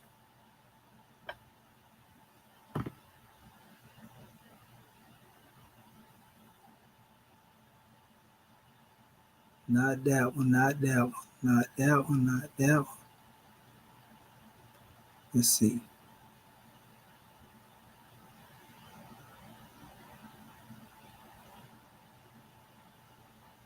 Okay, we'll do it like this then.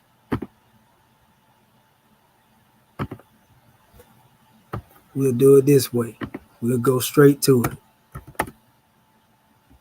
There you go, right there.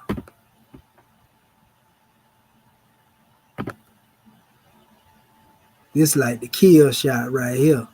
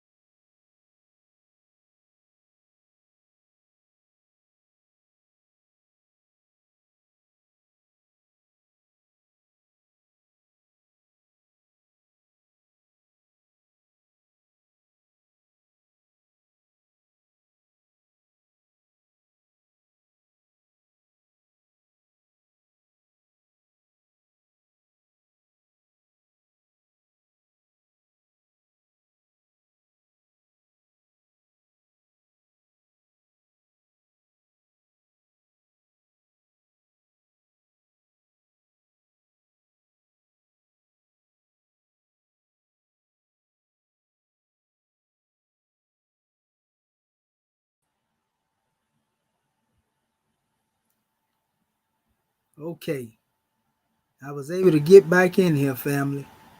I hope y'all can hear me.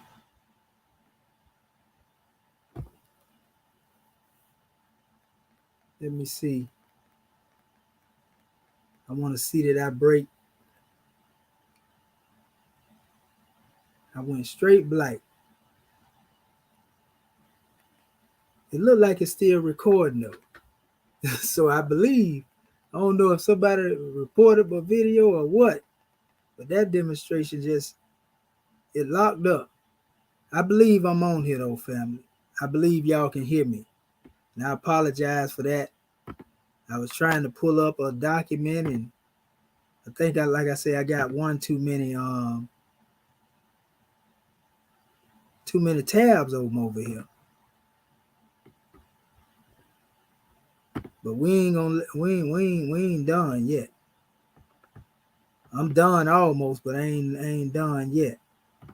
You know, so what I'm gonna do, I'm gonna open up and I'm gonna share my screen again, because I see it didn't drop. You know, it still got everything up here. I was able to pull my window back up, and y'all get it back up when it comes to the likes. It happens like that sometime when you're trying to put this information out there. So let me go back and pick up where I left off at. So yeah, as I was saying, when it comes to dealing with, you know, this alphabet that was created by these people, you know, they've been deceiving our people for the longest, family. But what I want to really show you is the conversation that we had, you know, because I was actually correcting, you know, some of the work the brother was demonstrating. I was in the audience and they like, come on in, commission, you know, just come in, and, you know, we ain't gonna do this on the panel, you know, just come in and build. And so I already knew what it was, and that it was gonna be conflict. But I wanted to show this brother the type of integrity he had. And so yeah, it is word said by it looked like a Listen to it. This is where everything started from right here. Okay. Oh no, I don't want to do this right now. Okay. spirit, the glorious spirit. Let's keep looking to see the other options. So this is the brother trying to smash, trying to act like he knows something about Kemet. The ox spirit of deceased, to be an effective spirit, to be glorious, to be benevolent, the spirit of ghost. You feel me? So most of them stay in the deceased form. They don't really like reincarnate. This man guessing at all this stuff up here he doing. You know what I mean? He ain't trying to do nothing original. He agree with what the Romans demonstrated, and that's what he going with. For instance, spirit. So it's clear to be like a ox when you see the ox bird, and we notice how the bill was turned a little different. Now, notice this is the traditional hieroglyph for it, but this could or could not be a because this is not all the way hieratic. It's on its way to being hieratic, and this since we got limited amount of birds, this could be a different representation of it. Some could say no, that's the Tahuti bird, or some will say that's another bird, but I definitely know it's just not anything in particular. They're only talking about this guy being a spirit right here, R.A. Nature by use of different terms. So let's see who he is or what they call him. And so I got this right here to deal with. So he's royal, and I'm going to show you. Somehow I'll be able to get my other dictionary open, right? But this means he's just royal, and it's going to be an S, a P, and an S. So let me show you what I mean. A S, a P, and an S, it should bring up a glyph looking just like that. So it's the royal spirits now, because they put the adjective after the noun. If I put an S, a capital S, a P, and an S, I should get that. It's going to lead back to royalty. All right, so it wasn't. But see, this is what he doing. But then when you get down to dealing with this actual thing, they talking about they know the language. You see, he going into this thing sign by sign. The same way I go into the hieratic or the demotic sign by sign. But they try to act like they're doing something more different and superior, right? When all the while you working for what you dealing with on the pictures. And I'm dealing with the actual language. You dealing with Champollion methodology. I'm dealing with the language that come from the ancient Egyptians. Big difference. Capital. Oh, I didn't put it on the right line. Put it on the lemon line. SPS. All right, so we getting it a different way, but you're gonna see it in a minute. He's sitting in a royalty throne of a tomb. They saying chapel lightless. Let's see if it ever gets to royalty. Noble. It's getting close, but we got to see him sitting without the chair, just holding his flail. So now he in the chair with the flail, holding it. But notice we're going to see him eventually out of the chair with the flail, and it still means the same thing. It's like he a boss, a noble, dignitary, but not necessarily like the king or nothing. And so this isn't giving us it exactly. I'm gonna wait to check. He's saying it mean royalty, but the book saying noble or whatever. So he gonna try to make it say what he wanted to say, basically. Emil show me it because he be knowing all the glyphs. Let me see. It's just the dude holding the flail on one knee. Let me open up my J chest. But anyway, we can see the Shep term, Shepesh or Shepsi. It means nobility or something, but we still don't see it with the So, right? This is basically what he doing. He talking about a whole lot of nothing at the end of the day. You want to go watch his video, but I want to show you what happened toward the end because they've called me a couple of times. Come on the panel. Come on the panel. We ain't gonna be disrespectful to you, brother. We want you to come on here. Now watch this. This is what I'm showing you. This is the whole essence behind this right here, right? Because I already knew how it was gonna go once I got up there. But I want y'all to see how it went. So I want to listen to that. I can. I'm not saying I'm Egyptian. Hey, I'm about to get ready to wind it down. We passed 3 hours coming up on 4 o'clock on the East Coast. Y'all want to say something to close out? I just want to say, I'll say something real quick, Jay. I just want to say I'm learning Smash and keep it going. And I don't think that you're going to go with Commission because he had his chance to get on in here. He didn't do it because I was trying to egg him on in here. I say Smash is, if he think you worthy worth his time, he'll go with you. Commission would never come in. Yeah, he could have came and we just be learning together too. On my page, he might not follow my page, but if he see my page, he'll see more of my style. Sonetta TV is the toughest environment to be in, so it go down on here. But my style, I'll just be chilling, bro. See the brother talking about he trying to get me in there, right? Want me to get on the panel. And I told him in the chat why I wasn't going to come up there. So I said, all right, I'm finna show you how much integrity this cat got. Bro, we ain't got to battle all the time. Right. I just want him to come in and say something because he had a lot of contention, So that's it. But he good now. Man, I smashed him so many times. He just online trying to prove himself. You feel me?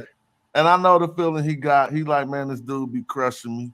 I mean, this dude ain't never crushed me on nothing when it come to dealing with this language and none of that. They always start an argument, go to cussing.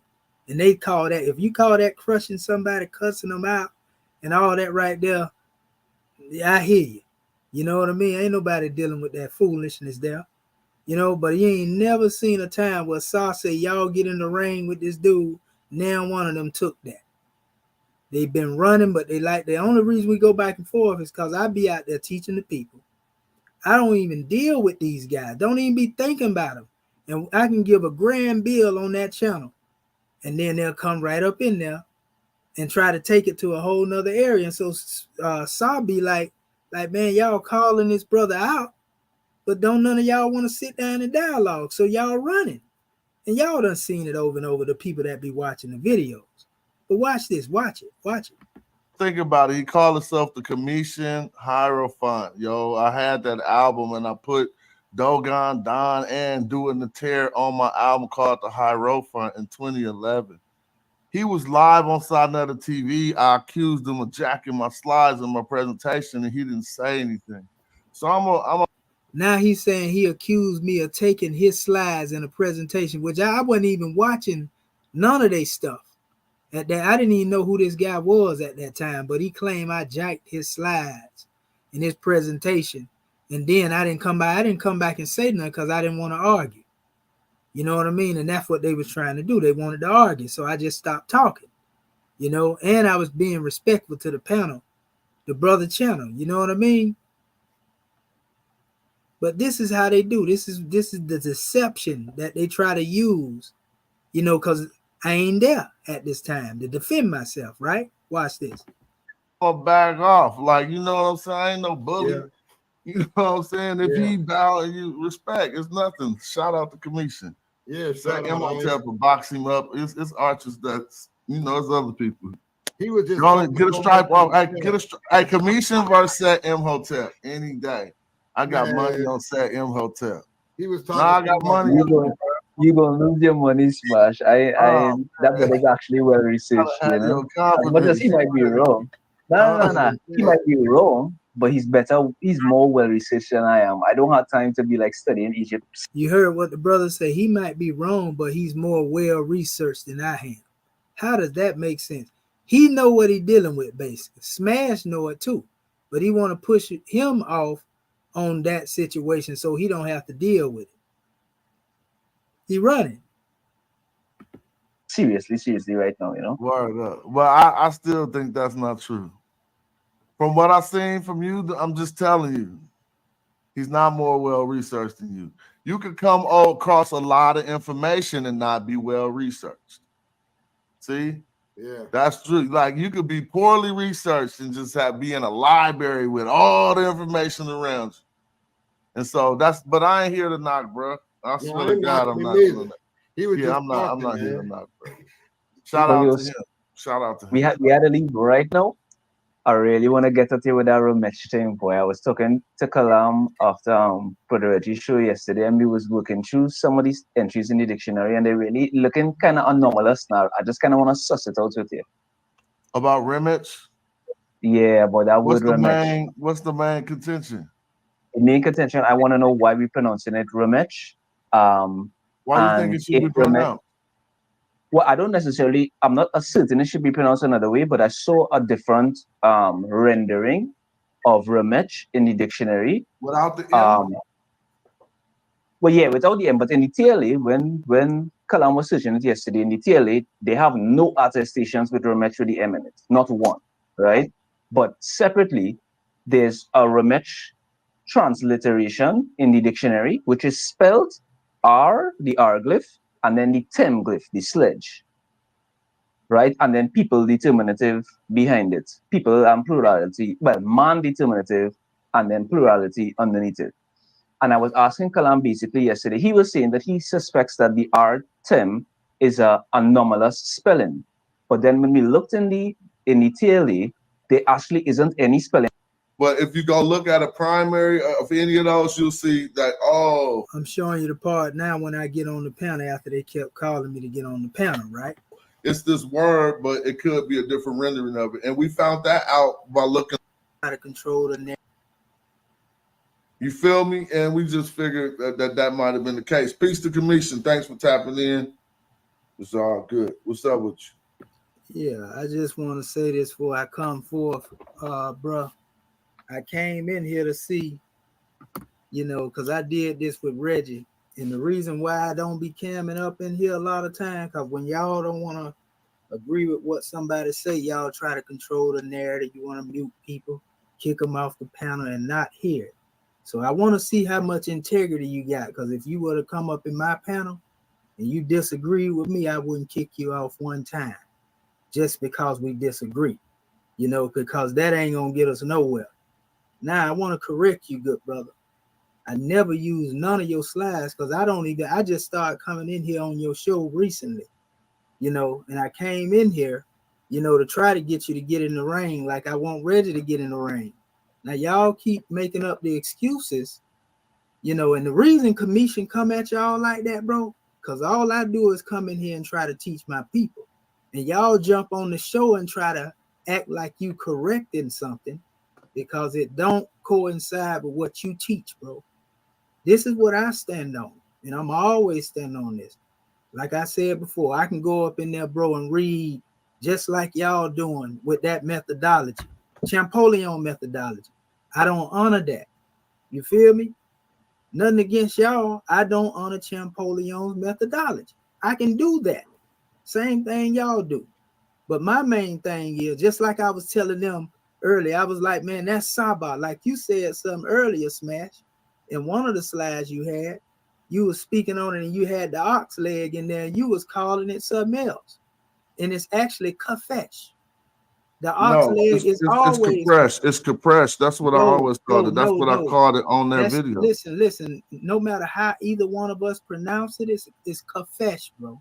Not No, it's kafesh. not about. But Not for with what an we R, do, bro. hold Not on, with an real R. quick. There is no Let me R say in something it. now. Now it's Hold up, good compressed, brother. but what we do Hold is up. not See about now. pronunciation. Hold up, good No, brother. you're not about to come on See here what and I'm talk for saying? 30 hours, and when you hear me start talking, not surrender the There we floor. go. There you That's go. There that you real go. Stop. bullshit. That's because you don't deserve to be on the panel. Look how you acting. When I start talking, You see that? Soon as I said something that he disagreed with, he just put my video down. You see what I'm saying? Because that's what he wanted to do. And that's what I told him he was going to do before he did it. Because he can't stand to hear the truth, family. You know what I mean? So anytime if I'm on Sarnetta channel in the future and they come up there, I'm going to tell Sarnetta I don't want him up there on the panel. Don't even let them comment on my, because Sar let me get that option. I let people come up and comment, but he won't be one of the ones that'll come up on there, on there one of my shows. Him or the other guys that be on that foolishness, because they there to convolute what it is you teach, and then they do this type of stuff and act like the European. They want to be gatekeepers. Watch this. you should surrender the floor. See, you still talking. You ain't got no. Bro, I put you in the back chat because you heard me start talking and you would not surrender the floor. And I put you back in and you're still talking. Bro, you could see that's what I told you. And you cut but me you off. blaming it. So hold on, you blaming this on me. And now You think you about to come on the show and filibuster, and then when somebody try to get their word in, you gonna tell them they ain't got no integrity? Is that what we doing here? You got it, bro. Peace. I know I got it. Like, you see what I'm saying? That's that fake bro. That's what you call fake. And that's what to them, they consider they win, and when they do dumb stuff like that. You see what I'm saying? So I know how to cut all of that off. Like I say, anytime in the future, if he ever come up to speak on anything I got to say, I ain't dealing with him because I know we can't build. I'm there building. He cut into what I was saying, like I knew he would do. And then he tried to kick you off, mute you out. And to them, they feel like they winning something. When really it's just showing how disingenuous you are, how hate-filled you are, and also how you can't deal with information. You know what I mean? And I told them that over and over. Them people calling me, that same brother, Suntan, talking about, yeah, man, come on the panel. They like to see that type of stuff. But I ain't finna go to argue. That's why I say, all right, bro, you got it. Peace. And I jumped off of them. You know what I mean? And watch this. Complete version of fake. You come in and set a scenario like, look, I want to see how much integrity you got. Then I'm going to go all overboard and talk forever. And as soon as you try to get a word in, I'm going to say you interrupted me on your show. You know when it's on this Smash, you put up hieroglyphs for him to read, you see. And then he had to hostile escape. He did. You see, now it was a hostile escape because he put up hieroglyphics. I ain't care nothing about them pictures being put up there. Y'all already done seen I can call that stuff out. I know what I just showed y'all that earlier when I was going over Champollion stuff. The people that try to do that stuff. You see what I'm saying? So this is what I'm talking about. They look for opportunities to convolute what you say in order to try to make it look as if they have dominated you in the conversation. I don't care about trying to dominate personality. I don't care. Man, I'm trying to teach my people. And y'all trying to fleece my people. Y'all trying to make a dollar off my people. I work for everything that I have or what I earn. I don't try to use my people. That ain't how I get out. But I get it. I get it. And that's why, you know, I'm using this scimitar consciousness to cut you individuals, you know, out of the conversation, you know, in the future. You know, I deal with those who want the information that I'm bringing. You know what I mean? But I ain't going to keep going back and forth. It's ignorant, bro. It's ignorance. Y'all don't want to give our people nothing. Y'all trying to enslave my people. I know what time it is with y'all. You see what I'm saying? This is real spill, family. This is crazy that you got to go through that just to deal with some information. What I'm going to do right now, because I'm actually getting ready to shut this down, but I want y'all to hear something from some of the clips that I have, you know, while I open up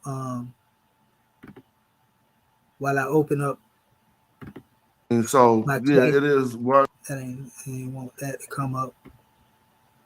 Let me see this here. While I'm doing this, y'all can see exactly what I'm talking about, what I was saying about that Rosetta Stone. Because our people need to hear this. And I got another measure I want to give to y'all after y'all hear this information. And then I'm going to shut it down. Okay, I'm going to let you hear. Let me get to it real quick. I'm going to let this play.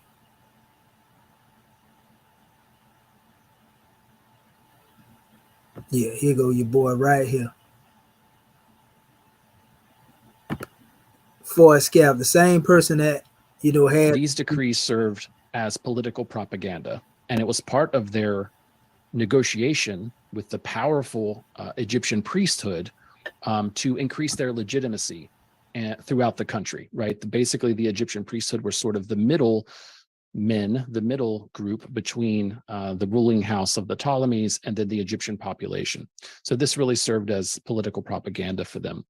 Now, the revolt that's discussed in this decree has recently, in the last, let's say 15 years or so, been discussed because archaeological remains of destruction layers at a site called Tel Tamai. Yeah, I'm finna come back on as soon as he get through talking. But I'm just doing this in the background, and I'll be right back. I'm gonna let you hear this here though, so y'all can see what he's saying about this Rosetta Stone. Have been connected with this particular revolt. So you can read about this online in a number of fairly recent articles, like I said, the last 10 or 15 years, and one very recently, that have found evidence for destruction in the north from where the Ptolemies went in and quelled this revolt that's mentioned in the Rosetta Stone. Now, the stone itself, as all of you probably already know, is inscribed with 3 different scripts: the hieroglyphic script at the top, the Demotic script in the middle, and the Greek script and language at the bottom. The 2 scripts at the top, hieroglyphic and Demotic, they're basically both a script for the Egyptian language, but we also use Demotic to refer to the phase of the Egyptian language that's contemporary with when the Rosetta Stone was made. So in the 2nd century BC, Egyptians are speaking and using on a daily basis what we call Demotic, a phase of the ancient Egyptian language. Whereas the hieroglyphs at the top were actually written in imitation of a much more archaic version of the Egyptian language that we call Middle Egyptian, which goes back to roughly 2000 BC, and they're still imitating it here in the hieroglyphic script. Now, the sort of key component that was recognized right away, not necessarily in the Egyptian, I'll talk more about this in a few minutes, but even in the Greek translation, these are all translations of the same text. But what we have at the end of each of these inscriptions is what was supposed to be done with this decree. And so the text tells us that this decree shall be inscribed on a stela of hard stone in sacred, that is the hieroglyphic script, in native, that is the Demotic script, which is also sometimes, especially at the time of Thomas Young and Champollion, was referred to as incorporeal, meaning of the countryside, and Greek characters. So this is what the stela itself tells us should be done with it, so that this was going to be inscribed, this decree, in these 3 different languages, let's say 3 different scripts, and promulgate it throughout the country. And the word that's used here when we say a stela of hard stone in the Egyptian, of course, refers to what we have, the stone itself. Now, the Rosetta Stone itself is only a partial fragment of a much larger stone. So as you can see in the left-hand picture here and in the drawing in the center, recreations or reconstructions of the Rosetta Stone is a much larger monument. And in fact, we only have a very small portion of the hieroglyphic text from that decree, at least from this copy. I'll talk more about that in just a second. And so what you can see on the left is one of these reconstructions that would reconstruct roughly what it would have originally looked like. So you can see at the top, there's a scene, and I'll talk more about these scenes in a second, but here, a scene of the king and queen before other deities. And then you would have had the hieroglyphic section, the demotic section, and the Greek section. So, and notice we have a round top stela, just like the word for stela in the Egyptian hieroglyphic text here, what we call a determinative, a little sign that goes at the end of the word that tells you the group or the semantic class to which the word belonged for the word stela, which literally just means a thing that stands up. That's what the word means. So we have a standing stela with these inscriptions. But what you should know is that the Rosetta Stone is just one copy of a decree for which there were many other decrees similar to it. So the Rosetta Stone in this decree from 196 BC is just part of a longer tradition of these types of decrees. Most of them, or many of them, I should say, being trilingual, right? So hieroglyphic, demotic, and Greek. And so here are just some of these other Ptolemaic decrees. We often refer to these as the sacerdotal decrees. That is, the decrees that were put out by the Egyptian priesthood. The priesthood came and met, and then they put out this decree after their meeting, which is often called a synod. So we have one from Mendes, we have one from Alexandria. You can see the dates next to it, the Canopus decree, the Raphia decree. Notice the Memphis decree, 196 BC. So another way that we refer to the Rosetta Stone or the decree that's written on it is by the Memphis decree, because the priests came together and met in the city of Memphis. And so we often refer to this not just as the Rosetta Stone, which is just one copy of this decree, but as the Memphis decree, because that's where the priests came to meet. We have decrees from Philae and then Nobira. I'll come back to this a little bit later because it's important for the Rosetta Stone. So the Rosetta Stone and the decree on it is just part of a long tradition of these Ptolemaic decrees. Here's a couple of pictures of some of the other ones. The one that you see here in the middle, this is the Canopus decree. So if we go back to our list from 238 BC, notice that this reconstruction of the Memphis decree of the Rosetta Stone, that the upper lunette is based on the Canopus decree of Ptolemy III. And we'll come back to more recent research on that in a second. And then here on the right, you see the Ptolemaic decree, the Raphia decree from Ptolemy IV. And you can see here Ptolemy IV, he's on a horse holding a spear, spearing his defeated enemy, here representative of the Seleucids, who is defeated in battle and at Raphia, which is why we call it the Raphia decree. So things like these decrees, they have a lot of similarity with the decree on the Rosetta Stone. So just to take one example, if we look at the Canopus decree, it's a decree of Ptolemy III. So 2 predecessors before Ptolemy V of the Rosetta Stone. It establishes, again, benefactions on behalf of the royal house for Egypt and the priests. It increases the priestly rotation, in this case, to 5 groups from 4. It celebrates the Ptolemies in the temples throughout Egypt, just like the Rosetta Stone. And again, it's inscribed on stelae throughout the country in hieroglyphic, demotic, and Greek. So you can see this is a running theme for the Ptolemies. So the Rosetta Stone, while we tend to think of it as this really unique object, we now know that this was fairly common. And there would have probably been hundreds of copies of these decrees in the Ptolemaic period. So let's say from 305 BC to 30 BC, that would have been made and put in temples all throughout Egypt. Just to look at another one, this is the Raphia decree again of Ptolemy IV, issued after his battle against the Seleucids and his victory. And again, increases honors for the Ptolemies in the temples throughout Egypt.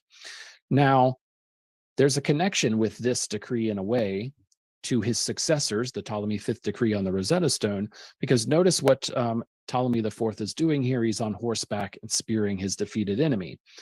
Well, if we look at the later decree of Ptolemy the Fifth, the Nebaira decree, here you can see on the actual decree itself that we have Ptolemy spearing an enemy, and the text of this decree is very closely related to the one that's on the Rosetta Stone. And so now today, scholars have reconstructed that the upper portion of the Rosetta Stone, which is now missing, probably didn't have a scene on it like the Canopus decree of Ptolemy III, but actually probably had a scene on it like the Nebaira decree. So this is how that upper portion has recently been reconstructed. This appeared in Friedhelm Hoffmann's and Stefan Pfeiffer's book on the Rosetta Stone, and it also appears in Ilona Regulski's catalog that just appeared for the British Museum. So this is representative of now what people have reconstructed as that upper scene. So just to sort of summarize again, we have a decree of Ptolemy V. It's issued after the partial quelling of a revolt, and it gives benefactions to the priest, and in return, those priests are going to promulgate the Ptolemies with statues in the temples next to the god statues throughout Egypt. Now, as I mentioned, we actually have multiple copies of this decree, not just the Rosetta Stone. So the Rosetta Stone, which was found in the modern city of Rashid in Egypt, that was the first one discovered. But now we have the Nebaira stela that I showed you from 1884, a stela from Elephantine that was discovered at the beginning of the 20th century, and then a stela from Tel El Yahudiya that was discovered in 1922. These are all individual copies of the same decree from different places. So we have these different copies where they were put in different temples throughout the country. So the Rosetta Stone isn't even our only copy of the Memphis decree. It's just our most famous one, and the one that we found first. And of course, that was so important in the decipherment. So Ptolemy V released further decrees. At Philae, we have a couple that we call the Philensis decrees. And this was really decree celebrated the final quelling of the revolt in the South. So it's connected to the Rosetta Stone decree because the Rosetta Stone decree celebrated that quelling of the revolt in the North. And then this Philensis decree celebrated the final quelling of the revolt in the South at a time when there was even native Egyptians who were claiming to be Pharaoh in the South, and even inscribing things, Egyptian inscriptions with Greek characters at temples in Abydos at this time. But Ptolemy V puts down those revolts. So this is what the Rosetta Stone was in ancient Egypt, right? So when it was made as one of these Ptolemaic sacerdotal decrees. And even though now the Rosetta Stone has taken on this other life, and we know it in all these different symbolic ways, in ancient Egypt, it was part of these royal decrees that basically served as propaganda for the royal house, and for a way for the Egyptian priests to also reinforce their own authority. Now, the Rosetta Stone, in terms of its discovery, part one that I would like to say is, if you want to discover the Rosetta Stone for yourself, any of you who are in the Chicagoland area, I would recommend that you come down to the Oriental Institute. But there you have it, family. That's giving you actual background history on the Rosetta Stone. He tell you when it was created and why it was created and what they were using it for. See, when you're dealing with scholarship and you write, you deal with the subject matters that have to do specifically what it is you're writing about. So if you take a book, you take that particular portion which is relevant to the subject matter you're dealing with. And that's how you find, various different opinions on this information. So I don't have just Forrest Scalf demonstrating, I have other stuff. But I like people to hear from the horse's mouth. So my question is, since the Rosetta Stone was used as a tool of propaganda and quelling the native Egyptians, again, why are our people using that, and glorifying it, basically? That ain't no different than the Christian with the cross. You know what I mean? You actually utilizing something that's really talking about the overthrow of our ancestors you know, the overthrow of the ancient native Egyptians, and you talking about they was able to transliterate something from that. You understand what I'm saying? I don't agree with that methodology, family. You know, so here it is right here. This is what I really want to drop on y'all. All that being said, you know, I really made my premise and case, you know, and we know Western academia gonna do what they do. They're gonna always try to justify, you know, Western academia. But I'm gonna show you something here. And I want you to see this. And I actually went into this, but I didn't go all the way into depth. Because this you must know, family. I went into a script that was actually called the Tanis Papyri. And the Tanis Papyri is a papyri that came from the Greco-Roman period. And this is a papyri that I showed y'all they was trying to promote as being a dictionary, you know, in certain writings, or they was trying to promote it as being an encyclopedia, a glossary. But we showed y'all that that's not what it was last night. So you can look at my video last night and we'll go into depth. But I'm going to let you see. And Alan Gardenia, here he is again, you know, putting his hand on something that don't belong to him. This is what he have here. This is what it states. It say this papyrus is talking about the papyrus of Tanis now. This papyrus, and I'm going to show it to you, the original tab. Matter of fact, I'm going to do that first before I even start reading. I'm going to show you the, let me see.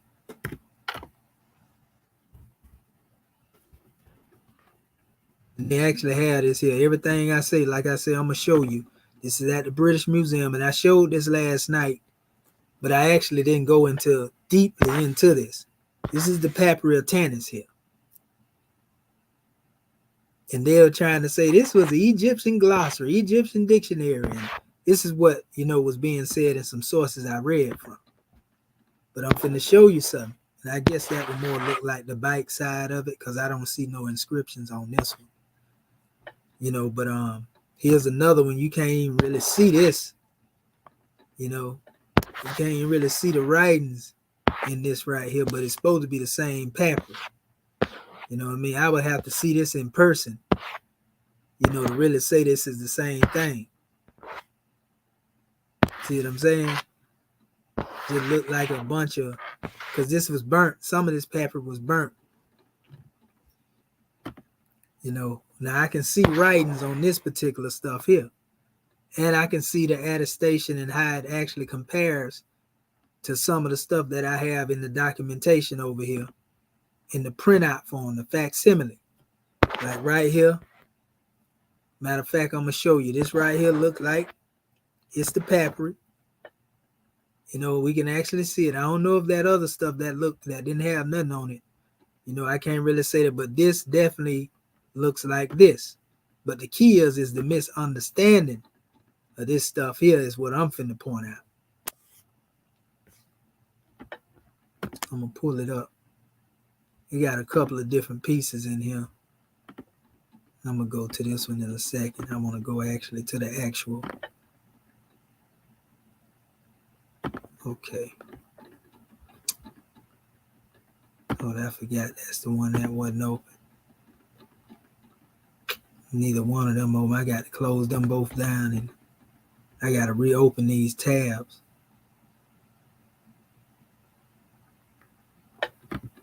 Well, what I do, I just do it like this. That way I don't get it stuck. I'm going to go over here first. I'm going to show y'all where I get this from too, family. Let me close these two bogus windows down, because I don't want them stopping nothing I got going on over here now. It's shutting down like it did before. But I do have an extra copy of it over here, right here. And this is what it's known as too, family. So y'all can go and see this yourself. Okay, it's already open at the bottom. It's called, this is the actual book. It's called the Two Hieroglyphic Papyri from Tanis.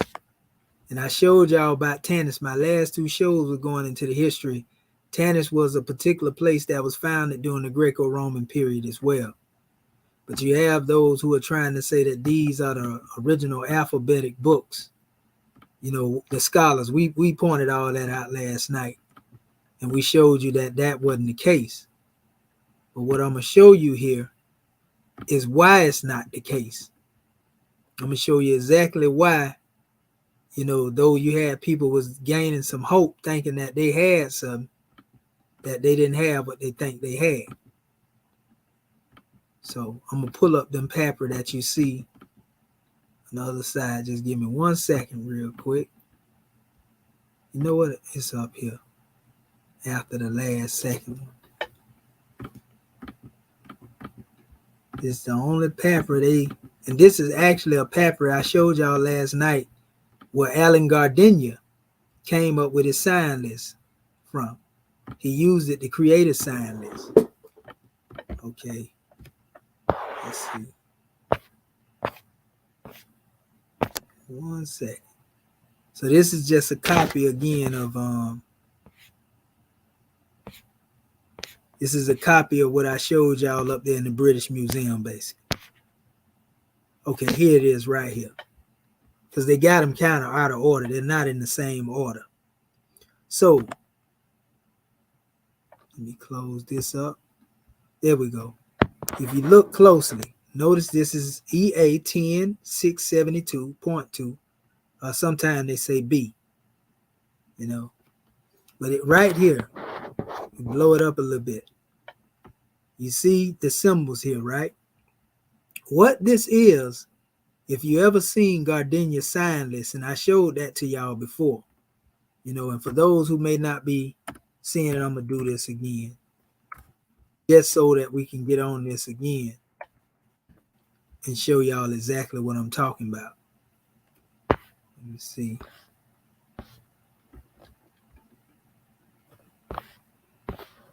I want to pull up the same one. Is this the one I pulled up yesterday? Let me see. Because I had a good list yesterday. It pulled everything up. This right here may do some justice. I'm just really trying to pull the list up to show you the example of what he created after he found this particular papyri. But it's something I'm going to go a little deeper into this and really expose what's going on here. Yeah, this is a good one here. This is the actual sign list of Gardenia's papyri. For every sign, if you notice, he have one that deal with a woman in her occupations, and this is all women here. And let me blow this up. So what Gardenia do here is he have the picture of what he call a woman sitting, and that's obvious a woman is sitting. So he called it a seated woman. But then he go into all these breakdowns on how it relate to the woman, you know, and so forth and so on, and all these pictorials he have up here, right? This is actually the way that glyphs should really be looked at, as pictures that explain exactly what they are. He say pregnant woman, so that's what it is. But this is not looked at as an alphabet. This is not an alphabet. You see, though you will find within these sign lists where Gardenia actually used some of the symbols that they created by Champollion, you know, with his alphabets, and they brought them on the manifest and took from these signs, 24 signs to be exact, and we're going to show that to you in a minute. But this is basically explaining what these women are doing, you know, and we can go at each level, because this one here is dealing with anthropomorphic deities. This one here is dealing with women in her occupations again. You know, as we go up, there are different categories. Man in his occupation, so all those are dealing with men. He even got the one that deal with animals.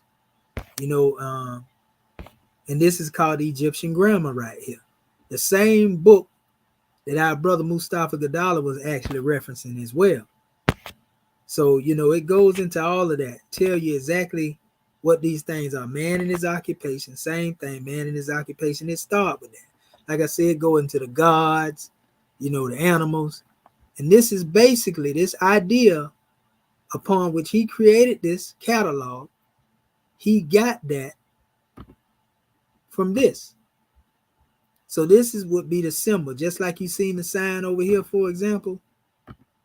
Hold up. Right here, you see the sign, and then it got an explanation over here next to the sign, right? So this sign that's basically in the presence of a man seated is not the alphabet. It's being explained as a man seated.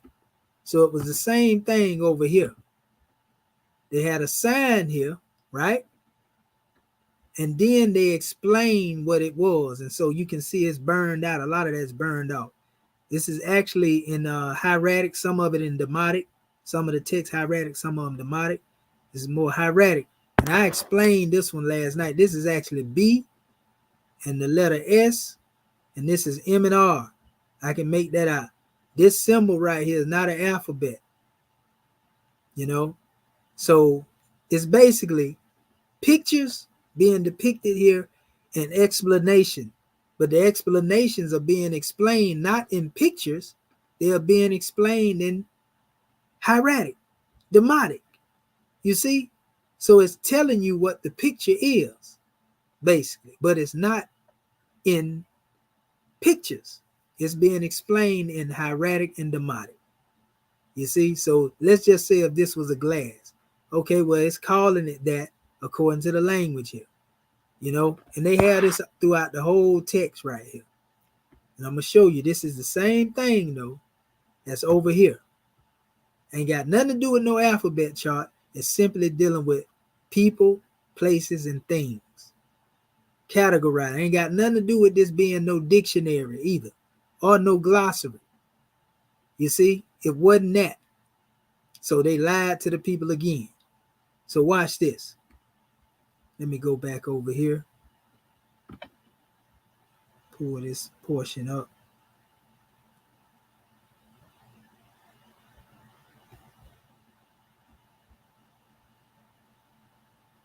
Let me pull this up.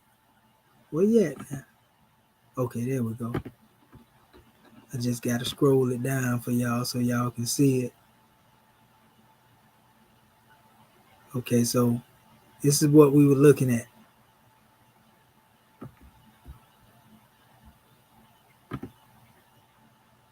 Right here. Is this right here? This is the same exact thing, but you can see it better, you know, in the printed version. You know, like I said, that's the letter B in hieratic. This is letter S. This is not a hieratic letter right here.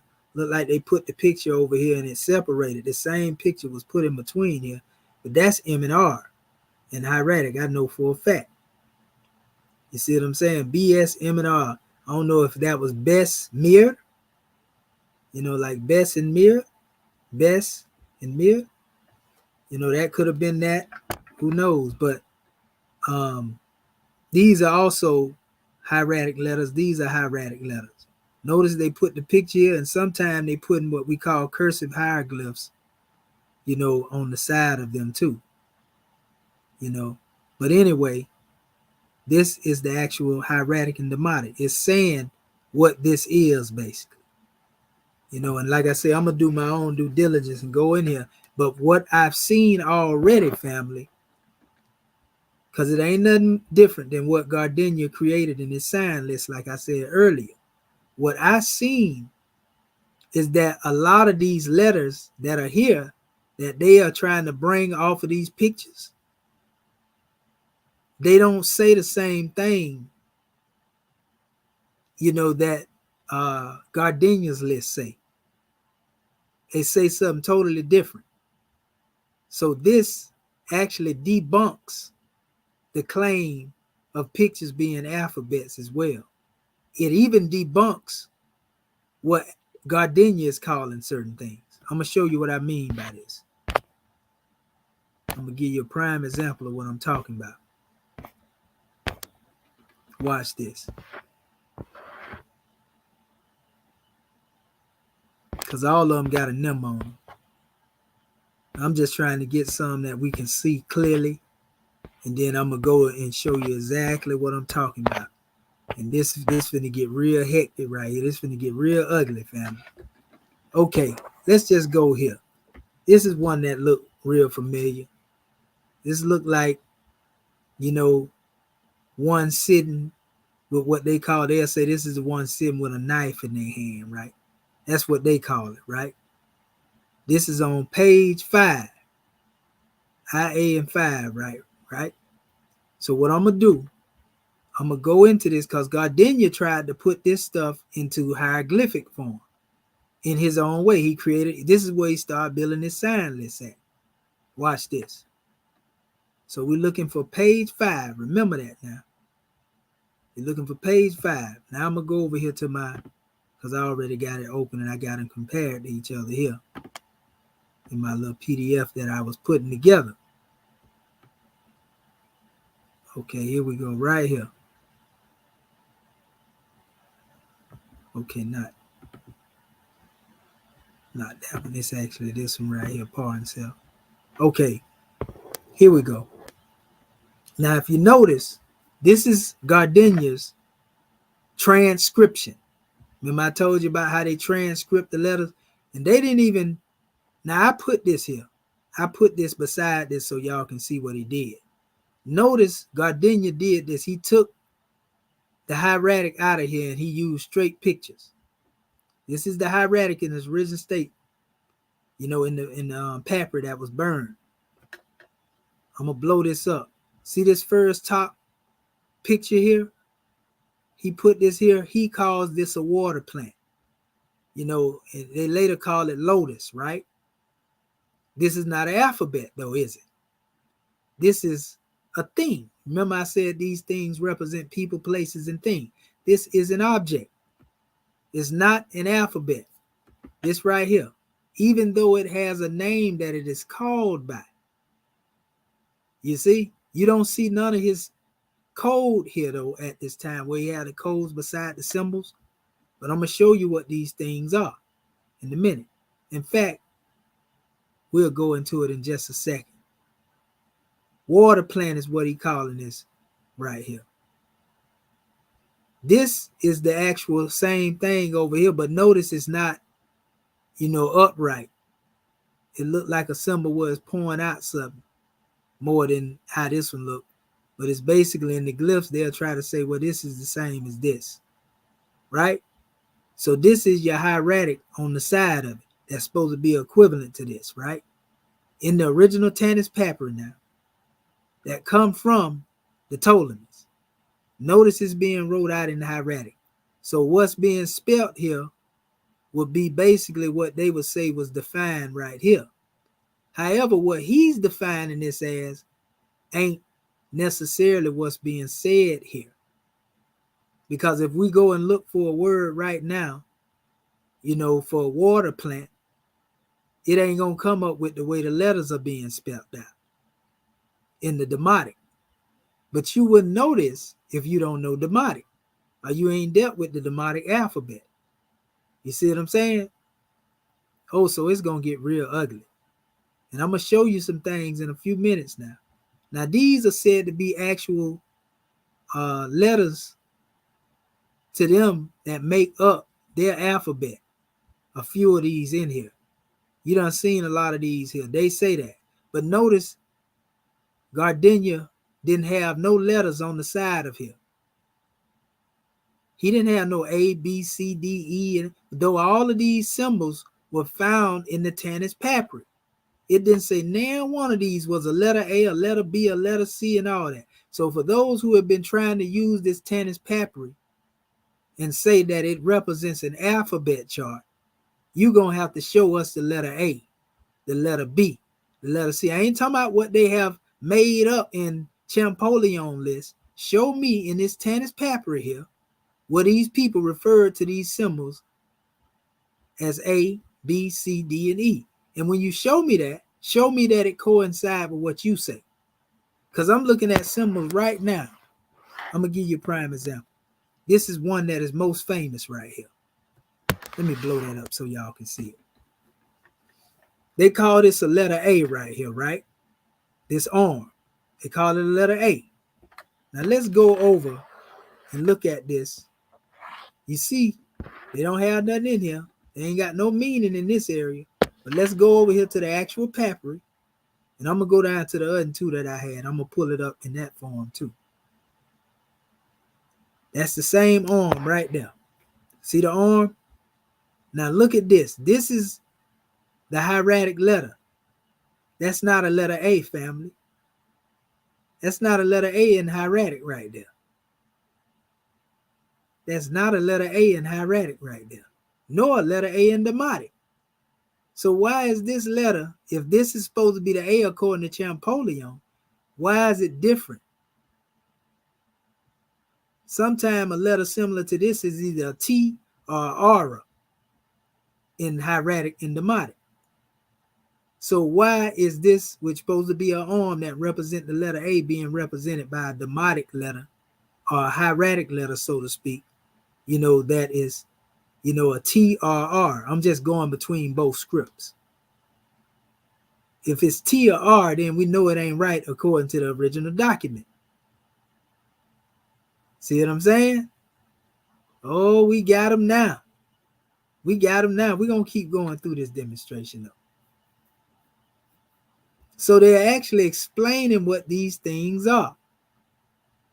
So if we look at the arm, then the arm would have to be explained in what this letter represents. Well, they calling it something with the letter, like I say, either T or R. In the demotic writings. Hold up. Let me show y'all something.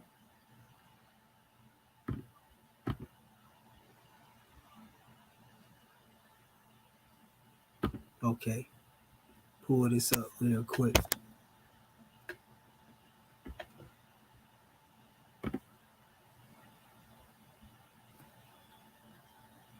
See that right there? See that demotic? See that shape right there? It's the letter R, right? Now let me go down to the T as well.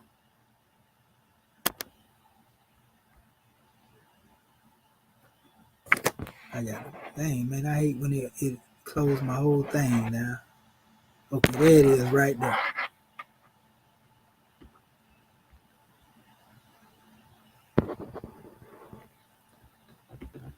See the same sign right here?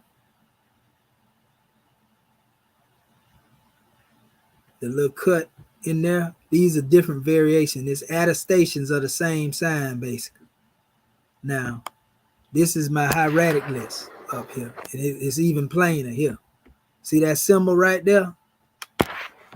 It's on my Arabic chart, but that's okay too. That's the letter T. This is Arabic. This is hieratic. This is the letter B I was telling y'all about. When I said it was the letter B in hieratic, and then I said the S was right here. It's actually two different types of S's. I'll show you in a second. Just give me 1 second here. Right there. This is the S right here. It's hieratic S.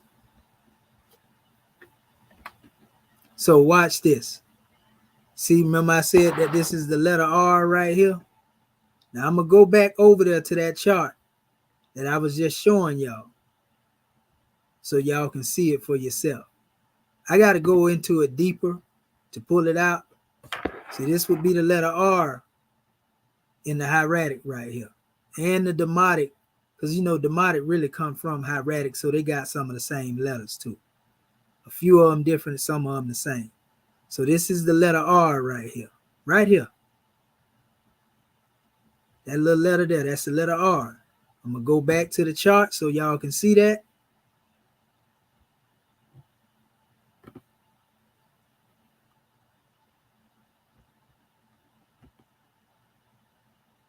Here it is right here.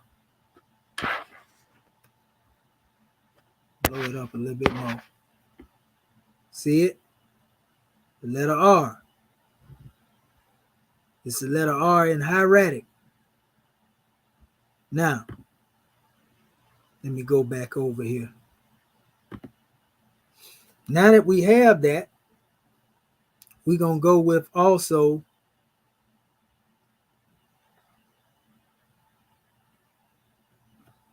Hold up. I want to go back to the one that I actually spoke on earlier and show you the letters in it. So let me pull this up real quick.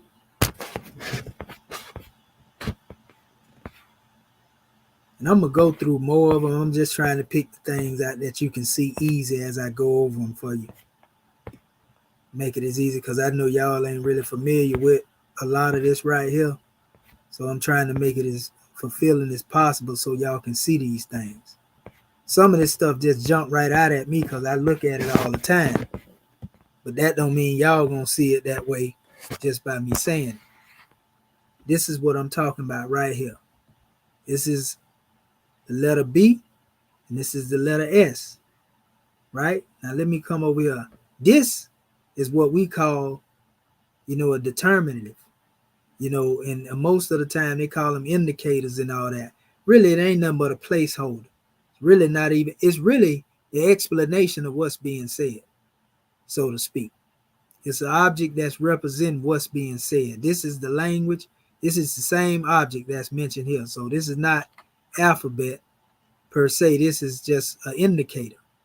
And so this is B, S, this is M and R right here. I'm going to go over here for you in the alphabet chart, and we're going to deal with the letter B first. It's the letter B. So I'm going to come over here. Here it is. Scroll down in here. Make it a little smaller there. There you go. See your letter B? That's the letter B right there. In hieratic. Same symbol. That's the B. That's being found over. That's why I said it's B. Hold up. That's why I said it's B and it represents the letter S as well. Let me pull it up right here.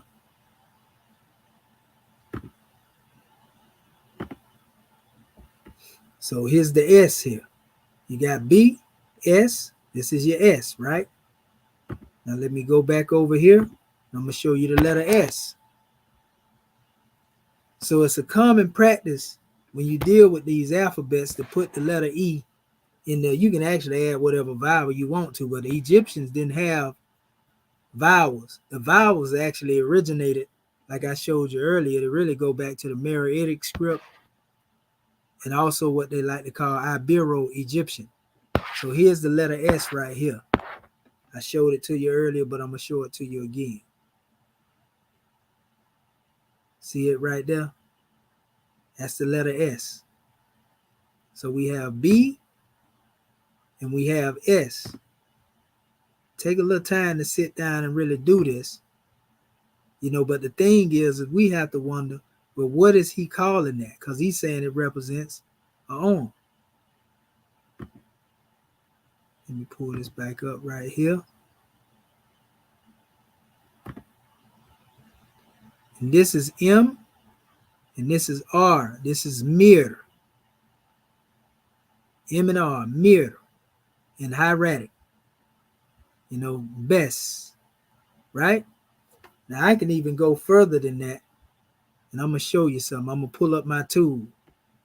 I don't do this all the time, because we don't want them trying to steal nothing.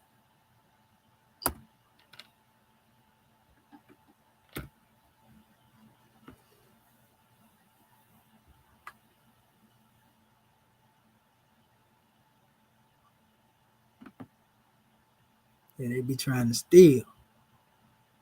Okay, let me see this here real quick. I'm gonna pull this up so y'all can see what I'm talking about. And a lot of this is based on Moeller, because Moeller was one of the ones that actually started dealing with comparison and compiling as well, putting hieratic beside pictures and so forth and so on. That's not the one I'm looking for. It always do that. Hold up, we're gonna open it up again. That's the one I'm looking for right there. It's my search tool right here, family. So I'm gonna show you something. Let's see.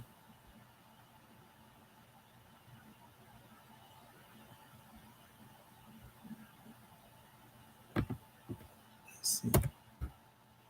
Let me see if he give it to me like it. It may have to do it lowercase.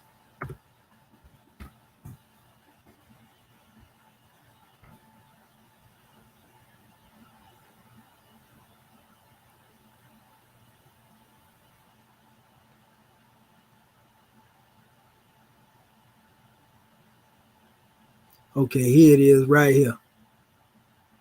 Now they got different aspects now. Alone. See this symbol right here that I'm showing you? This is hieratic. And these are the different attestations of the hieratic, like different dynasties that it came through. You see what I'm saying?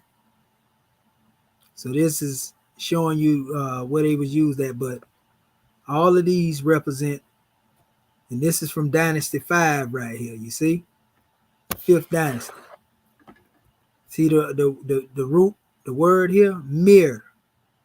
Mirror, right? Alone by itself. So now when we go back over here to the same thing I was just showing y'all, nobody ain't never took y'all into this hieratic paper like this right here. They've been trying to show y'all pictures. It take time to do this. It ain't something you can do overnight.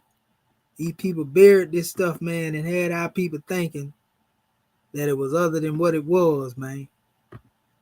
So it's a lot of work that got to be put in, you know, to uncover this thing on lie that these people put out here.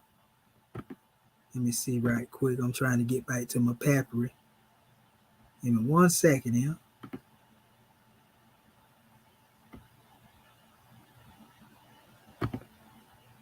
Okay, it wasn't that one there.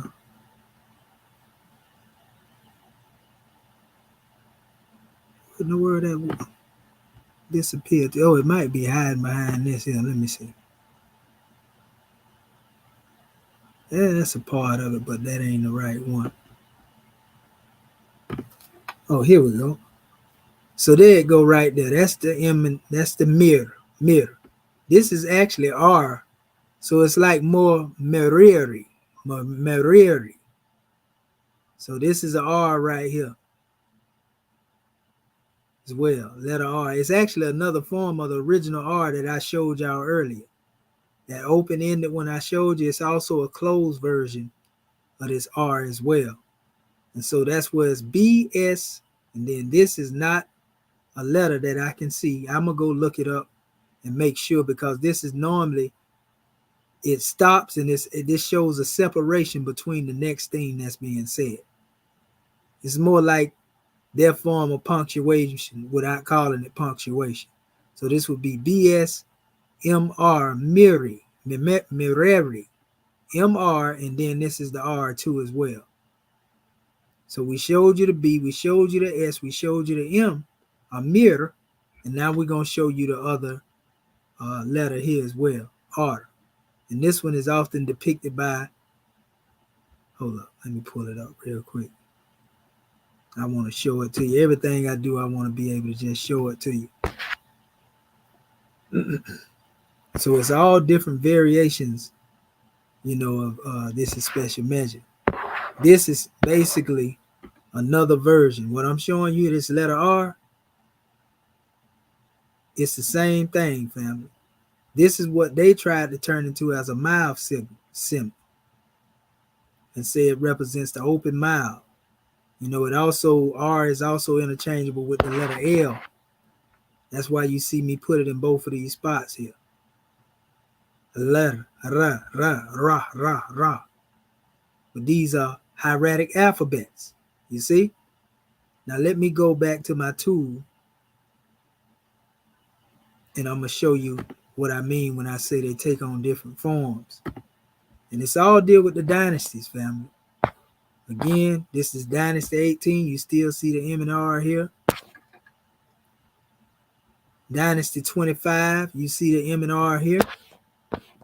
And that's basically where it ends at. So these are the different attestations where you will find it. I also have other tools that tell you the exact time. And so you don't want to confuse that R with this. This M and R. This is mirror as well, but it's a different expression. Y'all seen this before. This is hieratic, This is the hieratic. This is more cursive hieroglyph here. But this is the hieratic. See, Moeller was taking these pictures, putting them beside the hieratic, just like they did in the Tanis papyri. Only difference is it ain't saying what your boy saying is saying. You see what I'm saying? It ain't saying what Gardenia saying is saying. And that's where the problem come in at. So this is actually exposing that these people been lying to us again. Let me do this real quick.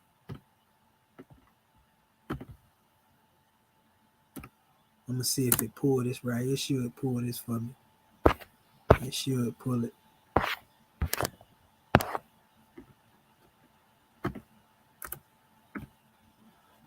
I keep typing in the same thing. There we go. Let me see if it changed it. Okay, there it is, right there. See that right there, family? They tried to superimpose the picture on it. I'm telling you, this is what they did. This is what they meant when they said they wanted to reduce the hieratic characters to a transcription. This is what they did. They changed it to the pictures, but the original papyri, as I showed y'all, was this. So this would be the symbol of the R that I was talking about earlier. And they got many different versions of it. They didn't put the dynastic period on here, but you may see it in the next one. No dynastic period here. They just showing the letter R. See, they got different expressions of them.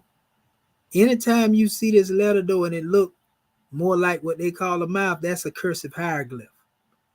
That's not the letter. This is the actual letter right here in the hieratic. See, there are different forms of it. So you have to become so knowledgeable to where you're able to detect these things in each form. This is actually two different alphabets put together, you know, in this form. Not the pictures per se, but right here. But they trying to use this picture and say it's the same as this. And you can totally see that these things don't look nothing alike. Totally different. Now, when you get into cursive hieroglyphs, that's different. That's not hieratic. So you got to know all of this stuff.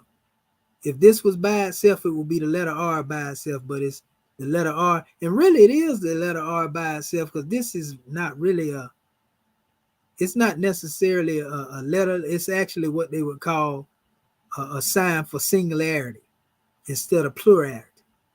So this is letter R here. But they do have them where they are isolated. See it right here in this next row? Same thing. You know, and they don't have too many of them. They didn't really even put it up here. I got my other website. It'll show you exactly where it is. But I'm going to pull that tool out when it comes to whooping them on. This is the tool that I started with. And also it has all of your hieratic numbers in here, which they call the codes, Gardenia's codes. If you look them up, you can find them. You can click on them. They'll take you somewhere too. You know, they'll take you somewhere. You know, and this is special tool. So this is all the hieratic right here. This is a tool I use. Like they had a little tool to deal with, you know, the pictures. I got my tool to deal with the hieratic. Why they ain't taught y'all none of this yet? You see what I'm saying? Why they ain't taught y'all? So like I said, what your boy and them did is they took these signs that were found on the Tanis papyri. Remember that. This is the Tanis sign papyri. This is where your boy came and remixed it in his Egyptian grammar, Gardenia, and created his sign list. See it here? He came up with his own sign list, and then he said, well, this is a man seated. That's a woman and man sitting there, plural strokes. That's what I was talking about a few minutes ago. You know, man with the hand to the mouth, man sitting on his heel, man with arms raised. And I talked to your boy and them about this in that video they had, because they had a man standing up with his arm raised, and Smash was trying to act like, you know, he was being treated like an enemy. I'm like, no, man, that man was standing up there like that because he was paying homage, you know, to the netter. Then he come by, oh yeah, you was right. It was the netter. You know what I mean? Paying homage. So you can go on and on. Like they say, this is a man that's hiding behind a wall. You know, that's what he say that. But I don't mean I got to accept that's what it is. That's only speculation. Gardenia don't know if this represents a man hiding behind a wall. You can say that's what it is, but you really don't know. Like right here, he said this is a man receiving purification. So this is not alphabet. This is a description. And all of the hieroglyphs should be seen this way. Shouldn't be none of them talking about this a letter A and a letter B and a letter C. All of them should have been seen as descriptive of something. Then you can understand, okay, well, if this is a man receiving purification, if you say that, right? Okay, well, this represents, in the metaphysical sense, a similar purity. But yet it has a name that it's referred to by, and once you go into it, this word is used here, web, which means to clean. This ain't dealing with a letter A, B type of demonstration on that aspect of saying it's a single. This is actually dealing with a person that's demonstrating an action, web. And that transliteration don't come from these pictures. See, they would tell you this is the letter W. They would tell you this is the letter A, and this is the letter B. That's because they transcribed it from the hieratic and made it into that. You understand? It's really, this comes from the hieratic. This is flim-flam to keep you from learning. That's what Mustafa Gadala was saying. They hid the hieratic up under the pictures. And so you'll now forever be looking on walls trying to translate pictures and don't know nothing about all this hieratic papyri that I showed you, over here in the book of Chester Beatty and the rest of them. Here it is right here.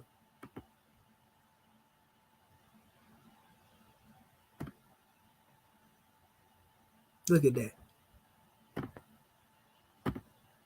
We're going to show it to y'all again. Because we got to make it plain, family. We got to say it live for the ones in the back of the room that just don't get it. So, like I said, this is where your transliteration come from. I'm showing you the alphabet chart. Now, this is just showing you if I wanted to go into this thing right here now, right? To go into this paper and dissect, this is pretty much infinity, family, to do this work, because it's so much work that got to be done. I know it won't be finished all in my time. I'm only sparking the brain, with what it is that I'm going to bring forth and what we going to demonstrate. I know I won't transliterate all this stuff in my lifetime, unless I find a magical tool or something that give me the ability to do it all at one time. But I'm going to show you something. This is how I would learn this. With that same chart that I created based off the letters, all you do is you go in there. This is my methodology, not the European. So if I wanted to learn this stuff, for example, let's just say I start with the letter A. This is how you ingrain it in your mind. And then I go to the letter B and so forth and so on, right? I want to go into a papyri, just random. It can be random papyri, but being that I got some in front of me right now, I'm going to show you. So what I would do is I would go line for line and search for the letter A and see where I can find it at. Through this whole papyri, line for line. This is just going to ingrain it, in my mindset, so to speak. So when I see it, I see it. Now, there are different shapes, in the letter A too, based upon, what's being written and how it's being written. For example, I see A right here. There it is right there. That's one of them on the first line. And it's actually next to the letter N. But this is A right here. This is also a small A right here too.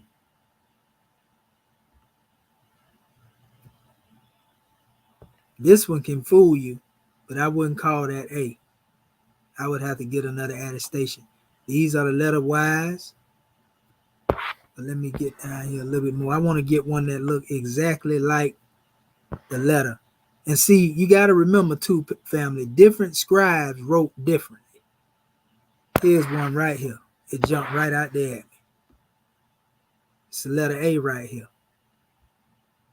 Different style to it a little bit, but I'm going to show this to you. Let me go back to my alphabet chart over here. See that letter A? See it right there?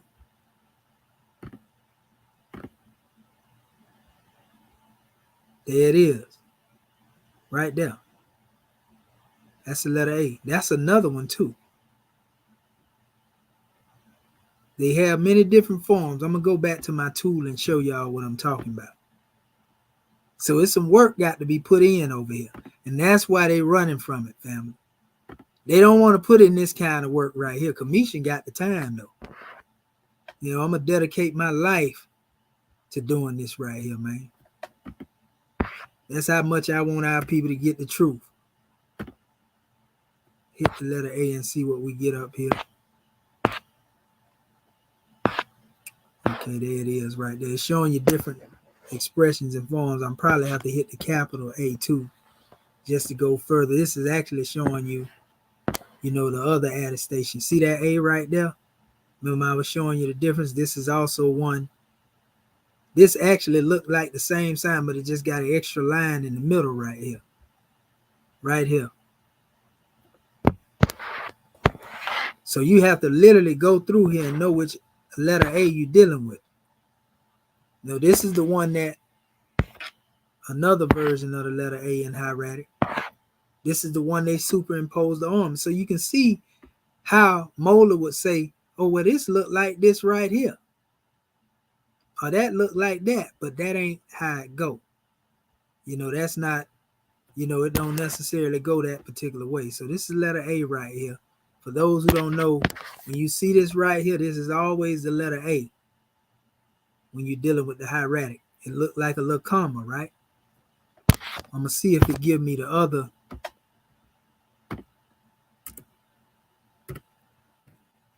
Do this, because sometime it'll change. If not, all is well. Okay, here we go. There we go, right there. Notice they don't even have no picture in front of this one. But see, that's the letter A. There it is, right there. So this is the type of work you have to put in. And this is why I'm saying you got to know what you're looking at. Because you can see a letter A and think it's something else if you don't know no better. See this letter A here? Now I'm going to go right back to that paper where I was showing you. I'm going to go to my alphabet chart that I created. That's the letter A right there. Right? That's all you got to do, one letter at a time. Because we want to make sure our people get it. So let me do this real quick. I'm going to go back over here to my tool. Well, not the tool, but the paper again. Trying to pull it back up. Where you at? I got to pull behind that. I got so many tabs up here. I want to pull that button over here. I'm trying to make sure I don't freeze it. There it go right there. But again, that's the letter A. Again, I told you this was one. This is actually the letter R too. This says something like Ra, like Arat. Arat is what I see right here. This is like Ta. That look like a determinant. That's the letter R right there. That's something Ta-R. But you know, I have to really sit down and go through this in special measure, you know, and do it. So like what I'm saying is that's how you would learn these letters though. Like if you sit here, you deal with them letter by letter, go through the paper, and this will familiarize you with it. Like I showed y'all the letter R earlier. Automatically, you know that's the letter R right there. See it? This is the letter Y, or some people call it I. That look like another A too, like Yeraba, Iraba is what I'm seeing there. There it is again, the letter R right there with a letter A on the top of it. Adder. There's Netter right there too. I know this because I've been dealing with this, family. So don't get discouraged when I'm telling you this. And you're like, well, this is the letter T and R. This is letter P. And then I can see this is a indicator, or this is separating the word. I see the letter M right here, T.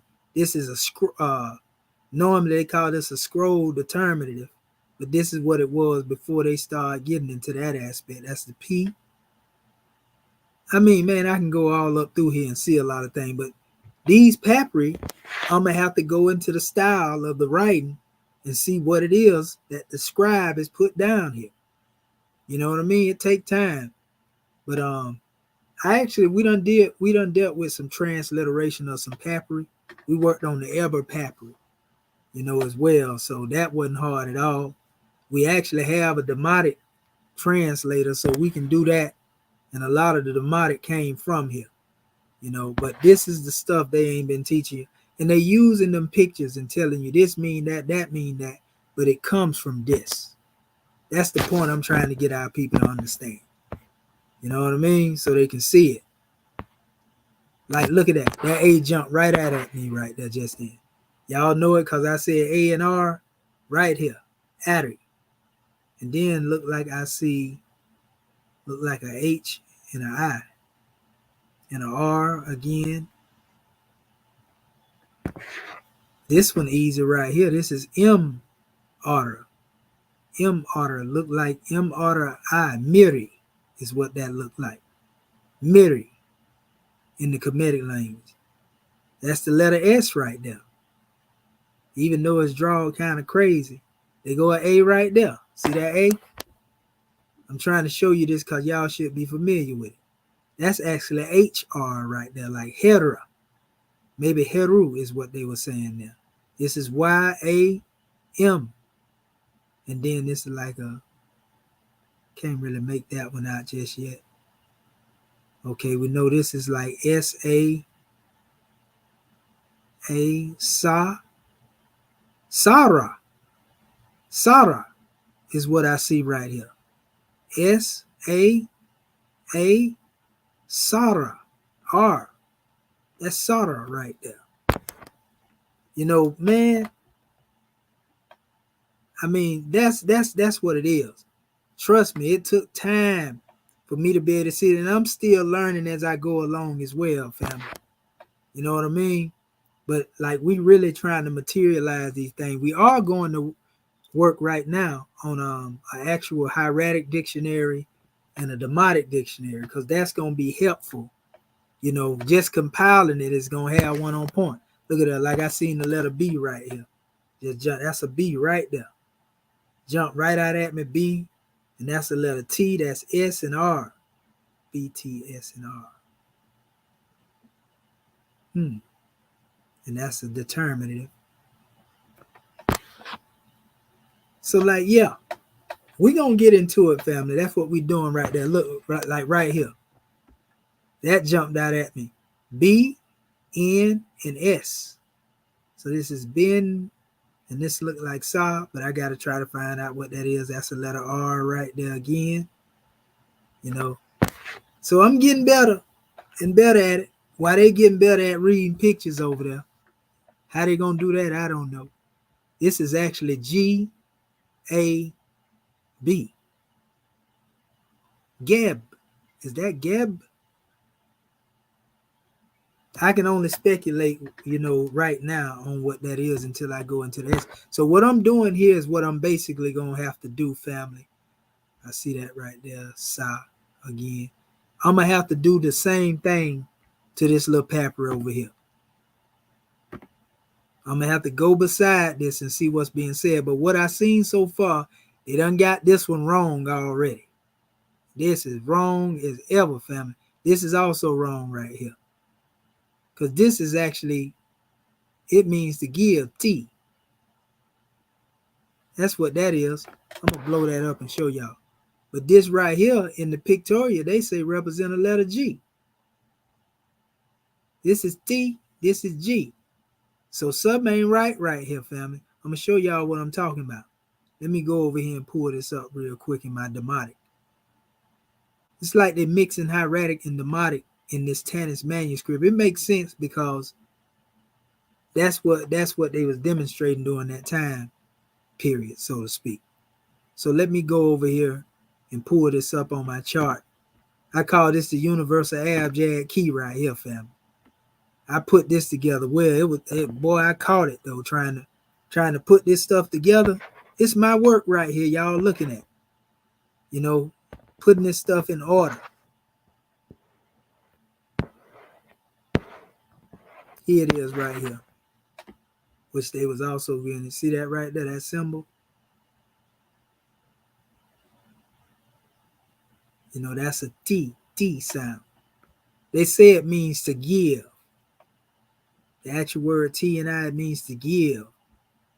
You know, so it's a whole bunch of measures in here. Now let me go back to your boy. This is where I close it out at. Now that I showed y'all, you know, just dealing with one letter at a time, and you keep doing that over and over again, going down the list, you're going to become familiar with these signs. And when you look at them, they'll jump out, like certain stuff are jumping out at me. But I go further. In order to get the definition, all I got to do is go to the words and look at the roots, because they ain't got vowels.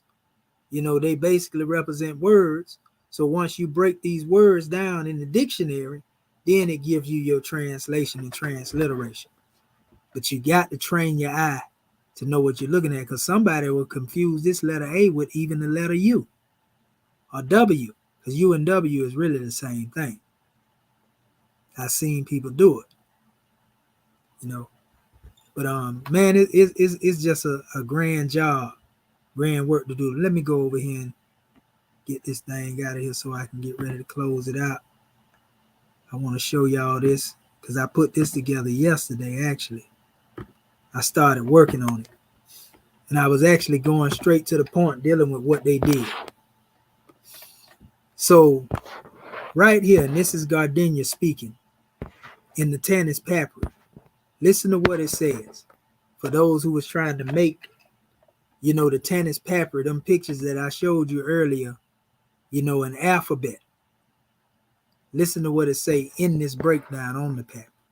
Signs, it's got the serpent, and then it has another one here, are included in the animal series preceding. The scribe seems to have aimed at making each list, as he came to it, complete at the expense of the others. In the alphabetic list, no stringent order, phonetic or otherwise, is observed. It says, nor does the arbitrary order here adopted influence in any way the arrangement of other signs. So they're saying that there is no phonetic measure that's a part of this alphabet chart. That's what he was saying off the rip. This alphabet chart right here. He's saying ain't no phonetic value found here. This is what Alan Gardenia is saying. So that kills the argument by saying this Tannis Papyrus is basically an alphabet chart. It may have the symbols that were used to create Champollion alphabet chart, but not according to this ancient record here. And it don't even go all the way back to ancient Egypt. It's going back to the Ptolemaic period. And this is not no alphabet chart, bro. According to what he's saying right here. This is all part of the same book. In the alphabet list, no stringent order, phonetic or otherwise, is observed, nor does the arbitrary order here adopted influence in any way the arrangement of the other sign. On page 14, well, page 7, the 14 signs remain. If we take this as the original number on page 6 and assume that the alphabetic list begins at the top of page 6. See, this is a hypothesis he's trying to come up with. It say we obtain 14 on page 6. In other words, he's trying to say that these 14 right here, if you were to try to take them as being the symbols, these would be the 14 symbols that are a part of the alphabet that they have now today. But yet there was no phonetic value in these. Phonetic value was given to him by your boy. You know, when he came up with his Greek thing. You see? So anyway, he goes on to state, He said, we obtained 14, and on page 6 and 10, on page 7, he said equals 24 alphabetic signs, right? And this is what they thought they had, sir. It's not saying that these was in that form, because he tell you they wasn't phonetic at all. These are just the signs that Champollion had that he tried to come up with as alphabetic signs. And I'm willing to bet you he got that idea, the idea, that came up in this was definitely coming from the same particular papyrus here. So I can see what they was trying to do, but they can't get away with this with me because I got the source. There are 12 certain signs remaining in the hieroglyphic and the first hieratic column. These arranged in the usual phonetic orders are as follows. So he's showing all these pictures that's accepted as alphabets. But then they got to a point and they said of the remaining 26 signs that are usually considered alphabetic or might have stood in the list, namely these here, because they couldn't find a lot of these different signs in the list that they have, the same ones I was showing you. So they say, well, we might as well basically relegate these things, to the bottom of pages 4 and 5. But when you look at pages 4 and 5, they don't look nothing like these pictures, and nor do they even, you can't even see it. It's just really where the writing was there. This stuff's so burned up, family. So he was basically guessing at putting it there. You know what I mean? So then he talked about it, and this may be replaced as a transcription. See what I'm saying? Here it is right here. He even goes here and talk about certain signs. Y'all know that Champollion had these signs inside of most of his alphabet. They say this represents the letter Y, this is the letter B, and they go so forth and so on, and speak on all of these things here, right? But he said of these, the first may well have been omitted, and the third seems to occur on page 17. The sixth may not have been considered alphabetic. The last, it says, the list doubtful, unlikely in this position. The total would thus be 12 certain, plus 5 probable, 9, 26, or 2 more than the estimate. These two may have found a place at the bottom of pages 5 and 6 and 15 signs to pay. So he's looking for these things. So he done went and reconstructed, this stuff. And like I showed you all this stuff. This is the same stuff here.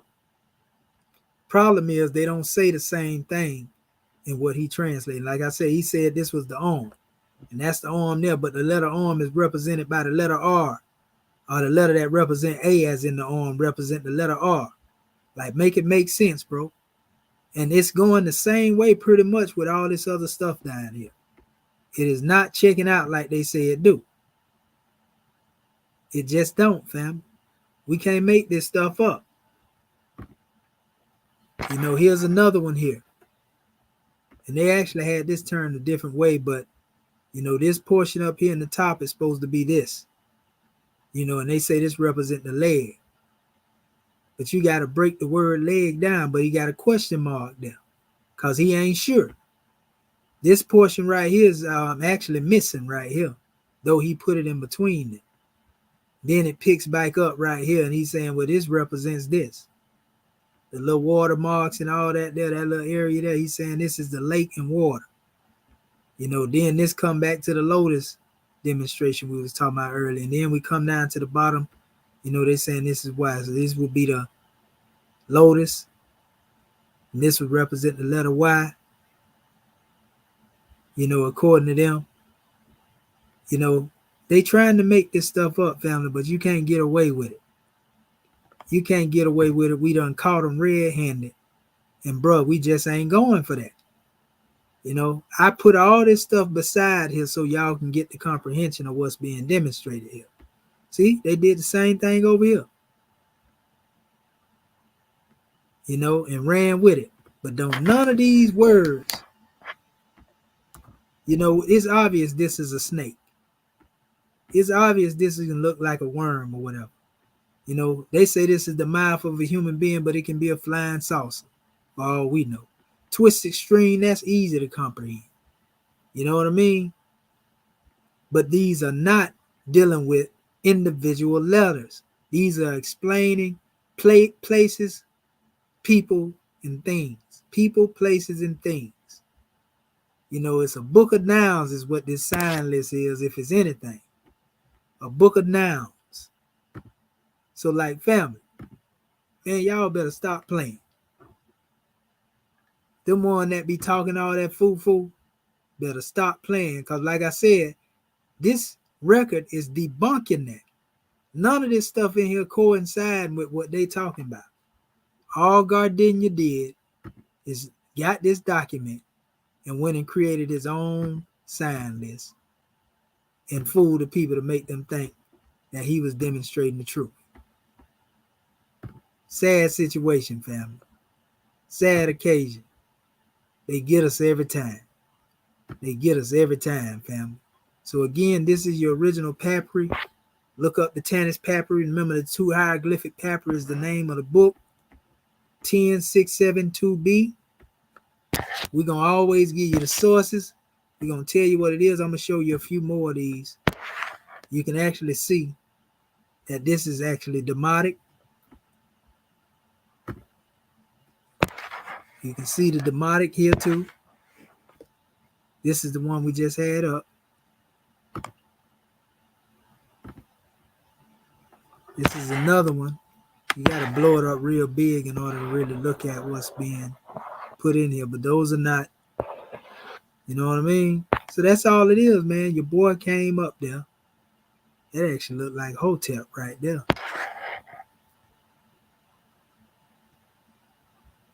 But yeah, your boy came up here and basically created his own little thing. This is his sign list. So stop saying that the Tanis papyri, remember I was talking about that Miri and what it represents right there, even though they put it in the picture form. Remember I told you Miri, love, you know what I mean? All they did is took these pictures, man, and tried to flank you and fake you out. And everybody like it because they think it looks so good and beautiful. But the problem is, like I keep telling our people, these pictures are formulas, family.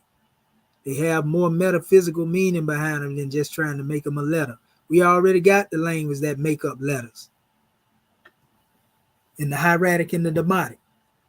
The pictures are set apart in their own class. So with that, I rest my case, and I'm going to say it to them flim-flammers. You know, again, stop wasting time, family.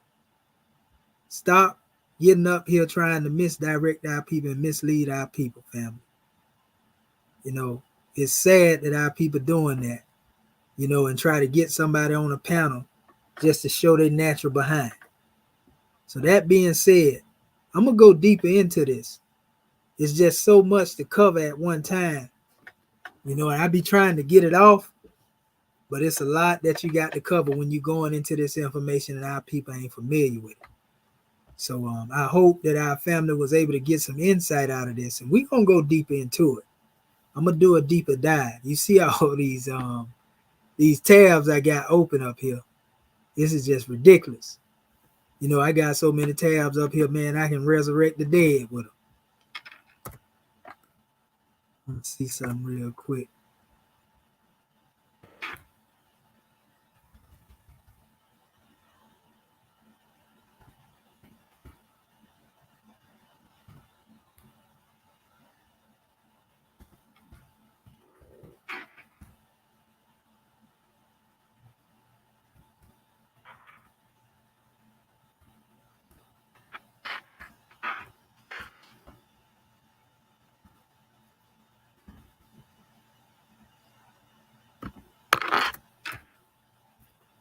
Let's see if I can open this up again on this page.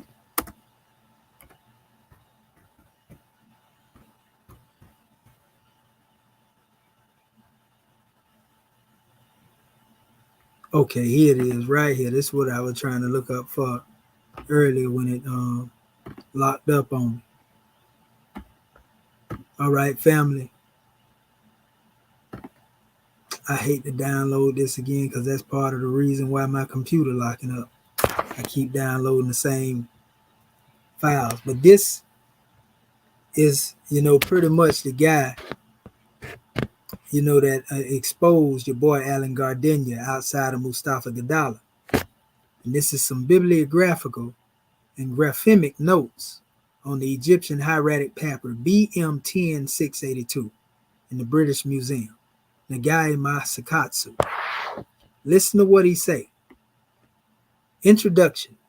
Within research in Egyptology and in the field of the Egyptian language, when one wishes to study the original documents written in the hieratic script, there's a tendency for scholars to use texts that have been transliterated into hieroglyphs, which should be called transliterated texts, as a primary sources. It's saying that, in the field of Egyptology, Egyptologists are using, transliterated texts as primary sources.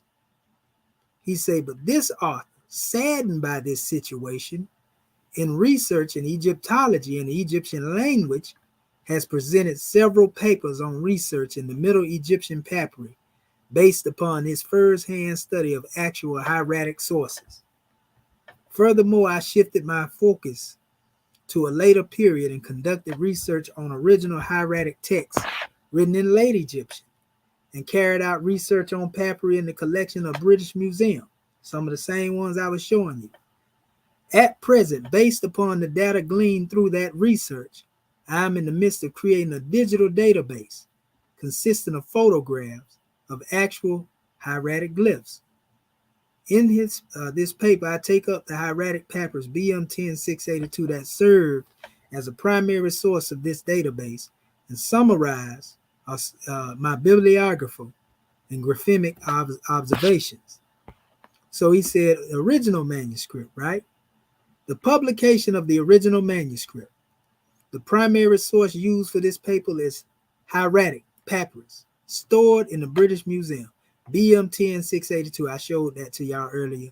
That's the Chester Beatty papyr that I've been scrolling up and down the screen with. It is one of several original papyr that once formed the collection of Sir Alfred Chester Beatty, 1875 to 1968. Again, if you don't know the papyr, this is the one that they're talking about, people. The same one that I was actually going into. See what I'm saying? This is your Chester Beatty papyr. This is the one he referring to. Like I told you, y'all gonna know exactly what I'm talking about when I say it, because I'm gonna point him out. See? Let me pull this up real quick. Trying to get back to my paper. There we go. So it says the primary source for this paper is hieratic papyrus stored in the British Museum, 10682. So the primary source is the hieratic papyri, bro. Not them pictures. It is one of, it actually said it is one of several original papyri that once formed the collection of Sir Alfred Chester Beatty, 1875 to 1968, and is one of the papyri that comprise what is known as papyri Chester Beatty II. And the texts contained in the original manuscript were published in two works by Sir Alan Gardenia. The thief, the scammer, and a couple of more names I can call him, but I won't do that because I'm on here. But anyway, it basically says Gardenia represented the world's first publication of BM 10682. In that work, Gardenia included 11 late Egyptian literary works as text transliterated into hieroglyphs. What he transliterated them into hieroglyphs from, people? I just showed you, from the hieratic. So it goes on, man. It tell you, how he said it's supposed to be for good beginners. He also said this right here about Gardenia. He said Gardenia, 1935, was an academic publication that introduced the hieratic papyri donated to the British Museum by Chester Beatty. Therefore, one would expect that it would include the photographs of the actual manuscript. In actual fact, however, photographs account for a very small portion of the work. And almost the entire work consists of the text in hieroglyphic transliteration concerning BM 682. Of all 11 pages of manuscript, it contains only monochrome photos of pages 4 and 6, and the text is only given in its hieroglyphic transliteration. However, some changes can be seen in the hieroglyphic transliteration when compared to Gardenia. So that's why he didn't want y'all to see. This man went there and took out the hieratic paper and he throwed it away like a monkey throw away a hud when he dealing with a peanut. He took the peanut and throwed away the hud. He took basically the symbols he created with the pictures and he throwed the hieratic away. Took it to the British Museum. This is terrible. Man, this is crazy. So yeah, he exposed, man. I ain't got to go over it no more. I just wanted to say that, and give my family the truth. Y'all, ain't nobody really seeing this right now. Cause I know I'm shadow banned. I know a lot of people been reporting my channel. You know what I mean? Out of hatred. But one thing about it, you can't banish the truth. And even if it's meant for somebody to catch on to this truth, and they take it even further than I take it, all is well. Because I'm only taking this argument further than what our brother Walter Williams demonstrated. Even though I didn't know the elder at the time. I'm supporting that elder and I stand on his shoulders. But I just say gratitude to your family, and at this particular time, I'm gonna close this demonstration out. It take a lot of time to tell this truth, to give it to our people. You know what I mean? So gratitude for the listening ears, and be ready for the rest, because we're gonna keep bringing this information to the manifest, and keep sharing, keep liking, keep subscribing, so that we can get these likes up, so more of the world can hear this. We can bring more of our people here that may even be teaching the same thing, to bring their message to the manifest, family. So they can't do nothing with this information. No matter how much they try to fight it, it is what it is. We on the manifest and we ain't going nowhere. Peace and love, family. Uncle Jet Sanel, life, health, and prosperity be upon you all. Peace of the ancestors I offer you. We gonna grow together, we gonna learn together, and we gonna earn together. Peace.